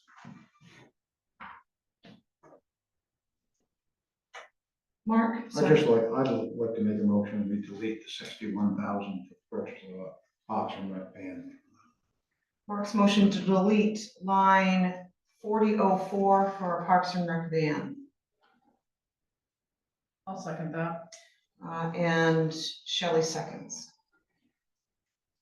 Is there also some discussion about using it for some of the seniors Yeah, for senior programs. that don't, they're basically confined to the apartment or whatever, can't buy? Yeah, that's one of the things he was thinking about for program purposes, getting in shopping trips and things like that, Christmas shopping trips. Shelley? So it's handicap accessible I don't know if this particular version. with a lift for the. I don't believe so, no. School van? They Yeah. are probably not right. It's What's just that? like, I don't know, some are. The white van is not. I don't think the Saddleback van is either. I think, I mean, until, we don't know how often it's planned to be used, how many trips. You're looking at renting, at 350 per event. I mean, there's 174 trips, for the amount of a $61,000 vehicle that, that there hasn't been a demonstration that hasn't been an available resource. That existing, so there just doesn't seem to be enough information for me at this point. Right, it may be premature. I would just like to understand more. I mean, there's a definite idea of what these other vehicles are used for, et cetera, but, so we've got a van that's gonna sit out here and get snowed on, iced If it won't on. fit out here, you're gonna have to keep it at the highway garage. It'll Highway. stick way out in the parking lot, people won't be able to drive by it. So I just don't feel there's enough information yet. Colin, is your hand up? Kind of, I was just trying to remember something, I thought there was some discussion that the van was also gonna be used as the Park and Rec's director's vehicle. Yeah, it would be in daily use. That's a good point you bring up. That was, and that was kind of the question I had when I first heard the idea was, what are we gonna do with this when it's not being used for trips? And the idea was to use it, for visits to facilities, moving certain things back and forth, supplies between locations in town. That was the other part of the idea, and he initially proposed replacing the truck, so trading in the truck, because in his mind, which again, it's a creative idea, I support it, the van would be more versatile for the program. That was the other component of But it. would you put cones and snow fence in it and stuff like that? You have to take seats out. I know that question came up. I don't think that it's intended to replace a pickup truck. So I know Oh, Parks and Recreation facilities in other towns, they don't necessarily have a pickup truck. A director may have a Subaru or Jeep Compass or something like that. You know, that they use. It doesn't necessarily have to be a pickup. not a Tahoe? I bet there's some that have Tahoes. Actually, can we get a Tahoe in this budget too? That would be good. No. But yeah, I mean, that's a good point. It is a creative idea. I get it, you know, it does make sense. But until you build the, I get where you're coming from. Until the program's built, you know how many times you're gonna make trips. You're skeptical about it. Yeah, I think if, because typically, I mean, it's like a presentation, you know, I just think it's like, okay, here, you know, this is what's been lacking. We tried to get a van 12 times and couldn't, you know, it's like, this is and we're just not, there just isn't, there seems to be an available resource, I guess is the term coming from. Jim? So if we cut the van. Yeah. Can we open up the, budget for Parks and Rec? Or I guess we're doing that Monday. But I wanna make sure then we put in something for rental and mileage for vans and trips, because I'm assuming you took that out with this in. Yeah, that's a good point. So, yeah, he Because should I want- factor in, you're right, whatever line he's In the used. programs thing you Yeah. suggested, that's, Mhm. I mean, whatever's been used before, we don't have to create a new line so we for, could bump something up or Yeah. something to talk Yeah, about. bump it up by like, say, $61,000. oh, you're such a smarty pants, Jim. I think when Patty was here, I had mentioned that I love the concept and the Yeah. idea is fantastic, but we are in such an infancy stage of bringing this program back to life that I think we really need some historical data before we go purchasing, because I too did the math. I too did the math the night of the meeting, and that's 174 trips we can rent Well, for and- that and kind it's- of money, and I know we're not gonna do 174 trips. Well, it's also the number of seats. It's also, you know, I mean, I coached a travel basketball team for years. And, you know, there's a lot to factor into trips out of town. Not once did I wish I was transporting 10 kids, with me being the sole driver. I will say that. Yeah. Just from my personal experience. Okay. That's where that helpful chaperone, natural chaperone piece comes in, with parents being, going along for the trip. All right, so we have got a motion and a second to remove line 4004, from the Parks and Rec budget. Any further discussion? Yeah, Jim? Can we amend it to say that we'll add something back in for vehicle rental and mileage? We can go back to that one. So it's That'll be- what he's done before. Yeah, it'll be in the books and records. Yeah, you just have to bring back what he's done in the prior year. So yeah, we haven't voted on Parks and Rec. No. Okay, so cool. No, All right, no. yeah, that will be We'll have awesome. a So we wanna proposal correct for that you. dollar amount, so she has it for us to vote. We'll have a the final proposal. number. Yeah, okay, super. All right, anything else before we call for a vote? All right, all those in favor of bringing 4004 line to 0, raise your hand. And that is unanimous. Okay, so we'll rework the Parks and Rec budget. And anything else for discussion before Marty recalculates the capital purchases line? Shelley? So under the infrastructure, where the additional boat docks, The flooring, I'm assuming that's for the building, That's for this building. this building, Yes. and there's no money in a reserve for this building, One thing we have not established yet, although we talked about it internally, is a an infrastructure. infrastructure reserve. Oh. Yeah, well, it Rangeley hasn't added, so we talked about making one. Uh-huh. Obviously, because we're at that point, some of these buildings are 20 years old or Mm. 22 years old. So we're at that point where the roof will be next year. We're talking about the floor now, because that's, Yeah. it's had it. And then the roof's probably got another year in it, but next year you're gonna hear about the roof, Yeah, replace it, so. Yeah, kind of keep that constant, because you know it's going to. Yeah. It's gonna come yeah, up. sometimes we overlook buildings, you know, because you see them every day, you don't see the little gradual No, changes. it's understandable. What else, Shelley? Okay, under infrastructure, under the parking lot, that's for the engineering, right, to look at that parking lot? Parking lot is for this facility, Oh, 15 School Street to seal the cracks, seal coat the entire thing, so that's where you put the seal, you know, the black sealer so over is it. that a crack sealant? And then, it's a different item, but yes, you know, some Which cracks. is underneath another item? Just kidding. No, you can't do that, it Oh. wasn't raised and appropriated for that purpose. So yeah, that does that, and then stripes it at the end. Okay, and the gazebo, where's that? That is a request of the Parks Commission to place that in Town Park outside of the shoreline zone, outside of the area where you'd have to worry about impervious soil. So where is it again? Away from the water. Not on the water side. in Not on the Town Park. water side, not on the On soggy, the other side of the road. brushy side? Like No, when you go down, you have the, not on the there. right side, that is just like swampland. No, Not they're not there. talking about putting it over there. You're talking about putting it between the, Tennis basketball court and the tennis court, right? Yes, that's my understanding. That's what I thought, where the shuffleboard used to Where it be. used to be. All set? Yeah, I was hoping I could do some downtown I know. organization.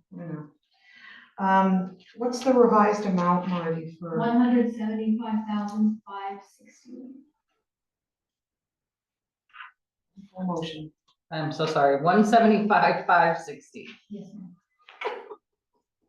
I wrote that so well the first time. I make a motion to recommend 175,560 for the capital purchases budget. Beth's motion Second. and Shelley seconds. All those in favor? And that's unanimous. All right, so we're at 8:30. Joe's not gonna get home till 10. I know, I'm with you. We'll go all night. You're on a roll. That's good. All right, capital reserve. Down slightly from last year, because of the cemetery. Okay. Cemetery. Yeah, go ahead, So Shelley. just throwing this out there, so we shouldn't be putting something in there if your goal eventually is to do those lots. I'm just saying, We have a pretty healthy balance. I said there should be a lot of money in there. is there? What, cemeteries or about? I don't know what the number is off the top of my head, but there is a. There is a substantial We amount, have- so it's okay, okay. I just wanna make sure that we're. All right, Sorry, and I only knew that because of the last Shelley? report. So since we're raising that money anyways, and it's 25,000, wouldn't that be a good start for the reserve for the infrastructure? I know, I just like kill me Yes. for saying it out loud, but I think that's a great idea. sorry. Mark, put your mouth up. I'm just saying, like, if that's, and that Do we need- other do we- item can be reduced. Just saying. When, so you're talking about put 25,000 back in infrastructure. Into a new infrastructure account. And then you might not have to raise so much anyways. so the infrastructure, should we wait for a recommendation as far as, instead of starting with an arbitrary amount, or could the parking, or could the, no, the flooring is too expensive, okay. I think what, Parking lot would work, but. yeah, I think what Shelley was wondering is if we start an infrastructure reserve with 25,000, could the parking lot be removed from 4007? We can't stop that. The budget committee doesn't have any authority to stop it. We could recommend. Account. Recommend it. Let's just leave it. Cemetery reserve balance, 149,670. Oh, yeah. Oh, yeah, that That- was such a good That's idea. why we made the decision. Yeah. Yeah, you're right. We can't start a reserve. You know, let's see how things go with this municipal infrastructure thing, 3517 Oh, engineering services. Let's see if people vote that in. okay. Well, and some of our infrastructure costs though can come from TIF money, folks. You're That's what right. it's for. That's right. Okay. All right, so if everyone's good, we need a motion for 380. Well, I got a question. Okay. Where's the airport reserve?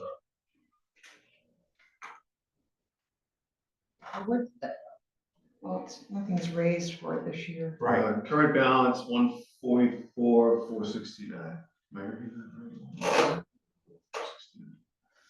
I'm just wondering, you know, what was it, 3 years ago?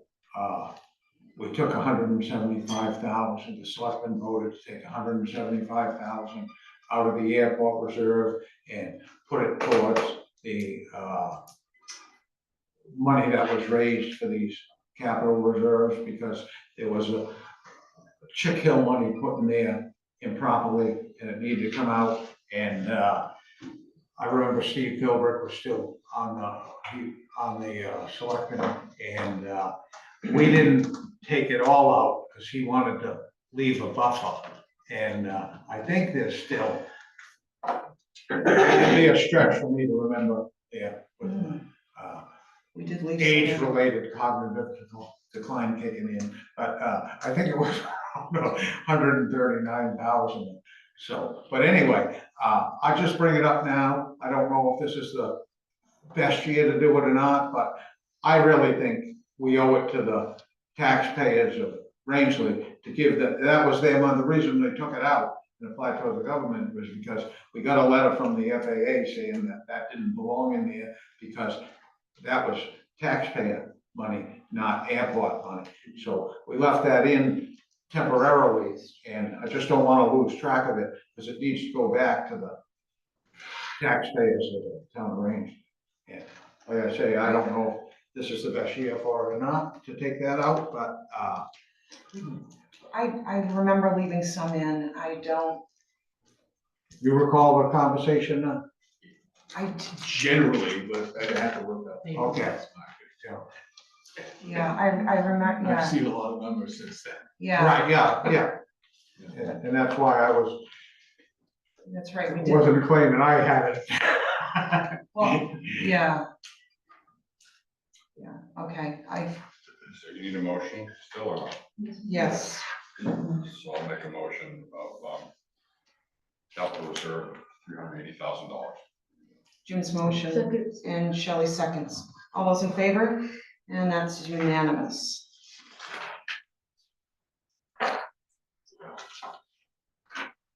Health ride, we voted on, it. Yes, thank you.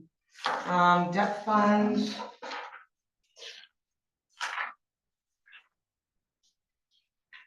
Is there really anything we can vote on? We have to make the payments, people. There's at least one item, at least one item in here that's a proposal for the transfer station. okay, so, yeah, go ahead, Joe. That started out like as a much higher number because had a placeholder for the whole project.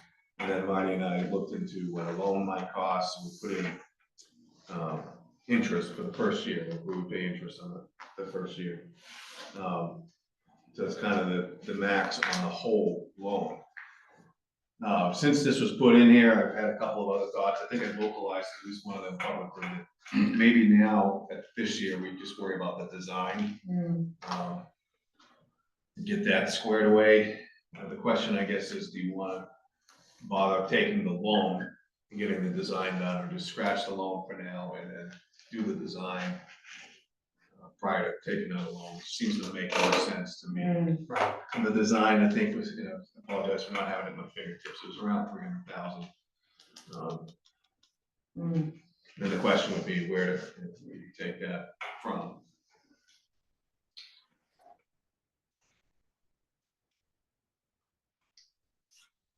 The design work, The design, I think, was around. You remember that? We had, those are some letters. Yeah, that's right. Did they get those letters? So it's still in the debt fund because the original proposal that hasn't been adjusted yet was to use the loan to not only build the project, but do the design on the front end of it. Now, that we've had time to think about that, it may not be the best way to proceed. You may disagree with me on that, I don't know. If you agree with me, we need to find a new home to put this Yeah. engineering cost, which I'll try to find here. So. So that, oops, sorry. Go ahead. So no loan, we're going to, locate existing funds for the engineering costs. And maybe we need to populate the transfer station reserve with that. Yeah, We're going to have a conversation next week about fund balance, which will shed some light on some things, but for now, it makes sense to find a home for this, so we don't lose it. The estimate was between 205 and 275,000. So 275 is the high end, that's probably what I would plug in for now, just to be safe. February 4th letter, right? Invoices.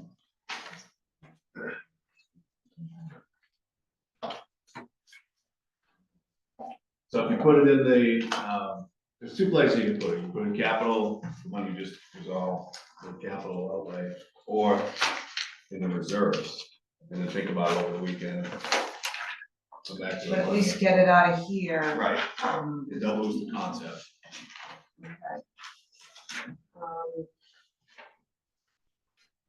So, so if we remove it, there's no place for us to put it at this meeting, because you need to figure that out. No, I think you could either backtrack and put it in, transfer station reserve, Oh, or yeah, you yeah, could yeah. put it in, Sorry. the raise and appropriate one, capital purchases. Probably the reserve is the best place Yeah. for it. Okay. That will bring the debt fund down to 203,967, right? Correct. Yes. Thank you. Oh, yeah. I was gonna say, did I get ahead of somebody? No, I'm the one that got out of the fence on that. All right, so, so we need a motion, follow the town manager's recommendation, to bring line 6531 to 0 and relocate it. So That's Colin's motion, second, and Mark seconds. Any further discussion? What does the total become again? 203,967. So all those in favor of bringing line 6531 down to 0, raise your hand. And that's unanimous. So Joe, do you want, would the sequence be appropriate to then approve the debt fund and then make a motion to relocate the 69,350? Is that how you want it done?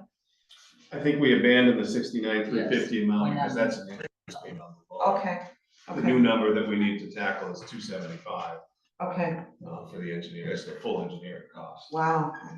It is. It's a big, well, so a couple years ago, we were talking about doing it in pieces. Mhm. And it just, as you can see, hasn't been able to do that. Right. The only way we're gonna get it done is to look at it as a project and treat it like a project, which requires engineering. So people can bid on it. And then the project can be done in phases, but you've got the engineering You've got the as design. as a whole. You can put it out in phases or bid all, so however you want to. Yeah. Okay.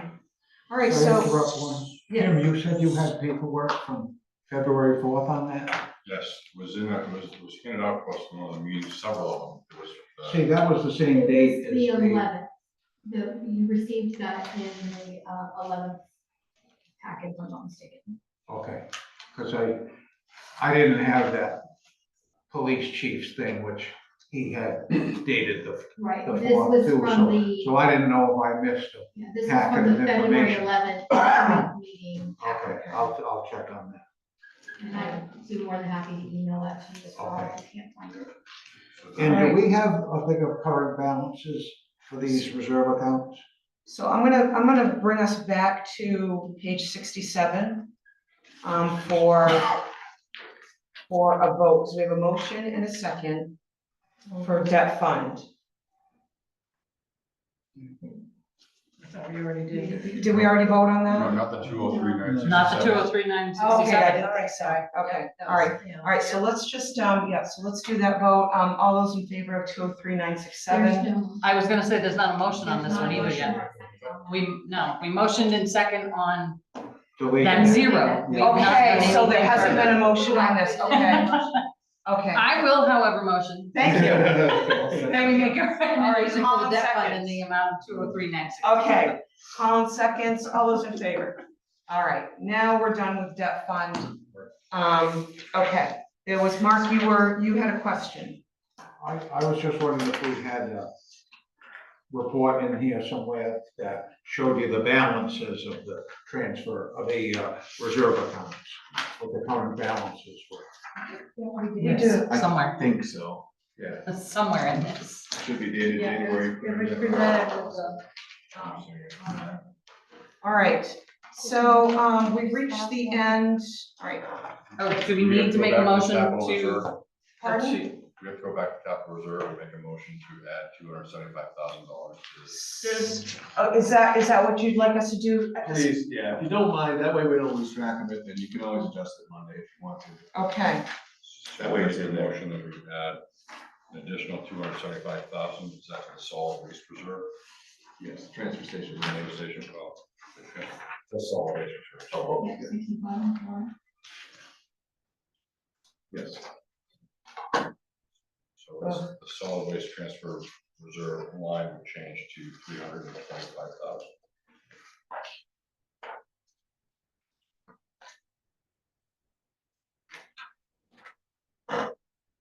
second,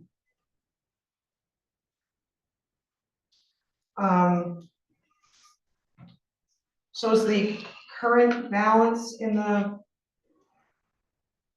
solid waste reserve taken? I mean, is it all, That's why I was wondering what it Yeah.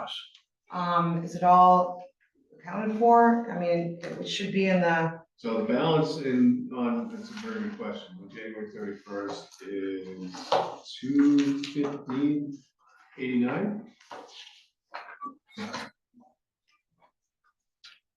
215,89, okay, there's that, right there, stuff. And is any of it committed? In our transfer station, You can go less than 275 if you want, you can put it on your. 38,000, they're looking into a grant for that, and then there's 13,000 that's earmarked for, zero sort containers. But wouldn't that be part of the whole plan, or no? We'll be buying those next year. The zero sort containers, they need to be replaced. It's 15,000. So what did you just say was already? Yep, just looking at the capital plan for 25-26, it's 13,000 for zero sort containers, and then it's 38,000 for the landfill closing design. And it says, look into grant in the comments. That's an old note, yeah, It that's, is. that's obsolete. I'm Okay. sorry, that's the. So the 38,000 is obsolete. Yeah, That's Alright. old. So only 13,000 of the existing 15. 215. Yeah, So there's just 200 there to start with. yeah, And you were gonna raise 50, you just voted to raise 50. right. So that'd be 250, so how much more would we need it to make it like 75 instead of 50? Yeah, I'll amend my motion to put 75 into the, Solid waste. additional 75 into the solid waste reserve, Rather than the 50. rather than the 325. I'll second that. All I'll right, amend my motion that I seconded that. I'm sorry. All right, all Jumping in on Wait, that wait, pretty wait, fast.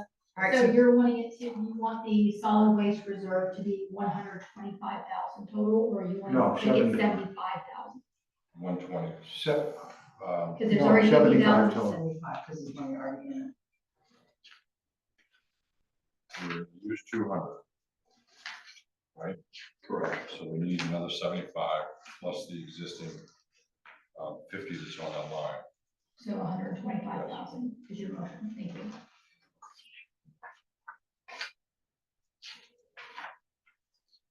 Jim's amended motion, My second amended motion. and yeah, so Shelley seconds the amended motion. Any further discussion? All those in favor? And that's unanimous. Thank you for that, appreciate that. So now you have to vote on a new total? Right, I think. Yeah, Yes. Just because of the way we recommended the last one. right. It's not 380 anymore. See me again. 455,000. 455. I'll make a motion to amend the total to 455,000. Jim's motion and Colin seconds. All those in favor? And that's unanimous.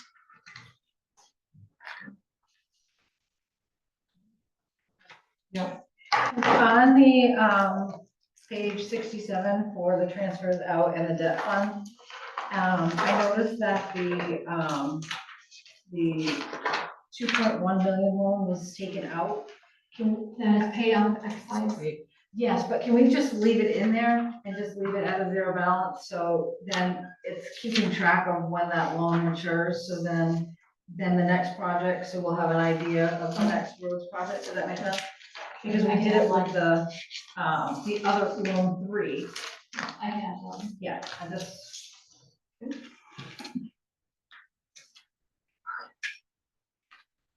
all right, let's see here.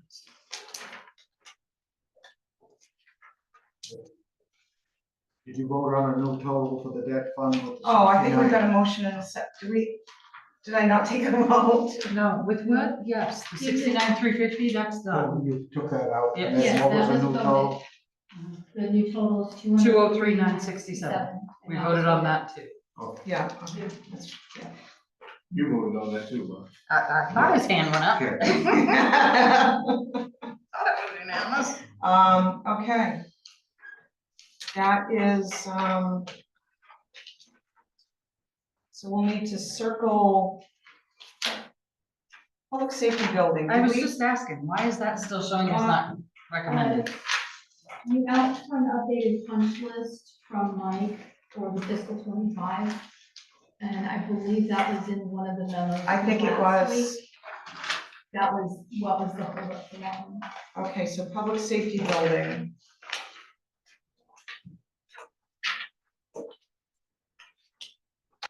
Chief gave a list of. Yeah, What page is that again? On page 13. Oh, that's right. Rush, or something. yeah. Page 13, ending on page 14, but yeah, he did, provide us with a list. We got it the last. meeting. Shelley, did you have any additional questions on that? Is that Did you have any additional questions on that before I make a motion to recommend it? Nope, I just have needed updated list to, what needs to be done. There it is. Okay. So I'd make a recommendation to, for the buildings, public safety budget in the amount of 53,210. Seconded. Got this motion, Jim seconds, all those in favor? And that is, Mark, is that unanimous? I'm done, No, that's I'm all done. that's 82. I can't think anymore, I've been 82. sleeping in a chair for a month. I get about 3 hours. sleep a Okay. night. It's past my bedtime. Past his bedtime. What's, I what think- did you see? What did you say for number? Page 14, public doing safety. a 5-1? I'm on the wrong page, I'm sorry. Oh, that's okay. 53,210.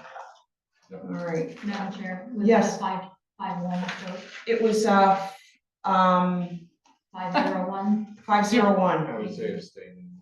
Yeah. All right, I think we're, yeah. I think we're good.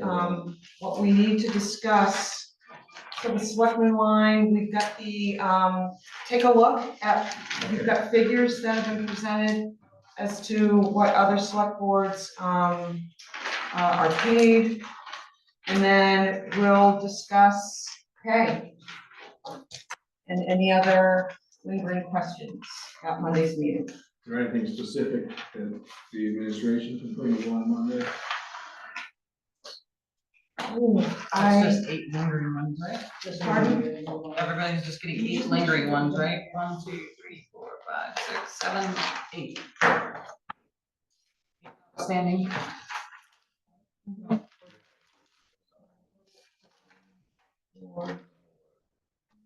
Right, so we want to make sure we don't forget. It's not just you.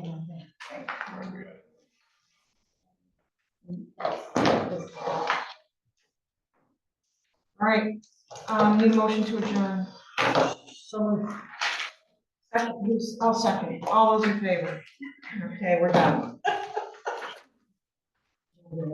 Did you vote, Mark? I voted, okay. Thank you all. Thank you very much. You got a lot done. Yes, Good quality work. yeah, good one. Thank you for your help, Joe. Thank you, Marty. get home safe, Joe. Yes, please get home Thank safe. you. It's not my imagination, that keeps turning on. It does. I'm like, is it getting stuck in my pocket? Table keeps squeaking and that chair keeps. Mm-hmm. Remember that squeak, Cindy? The table's done that since 2006. Since- Oh, this one does it too. Each of us probably did more work on the budget tonight than the selectmen have done collectively since the last time we. Well, it's our job. But you know, I mean,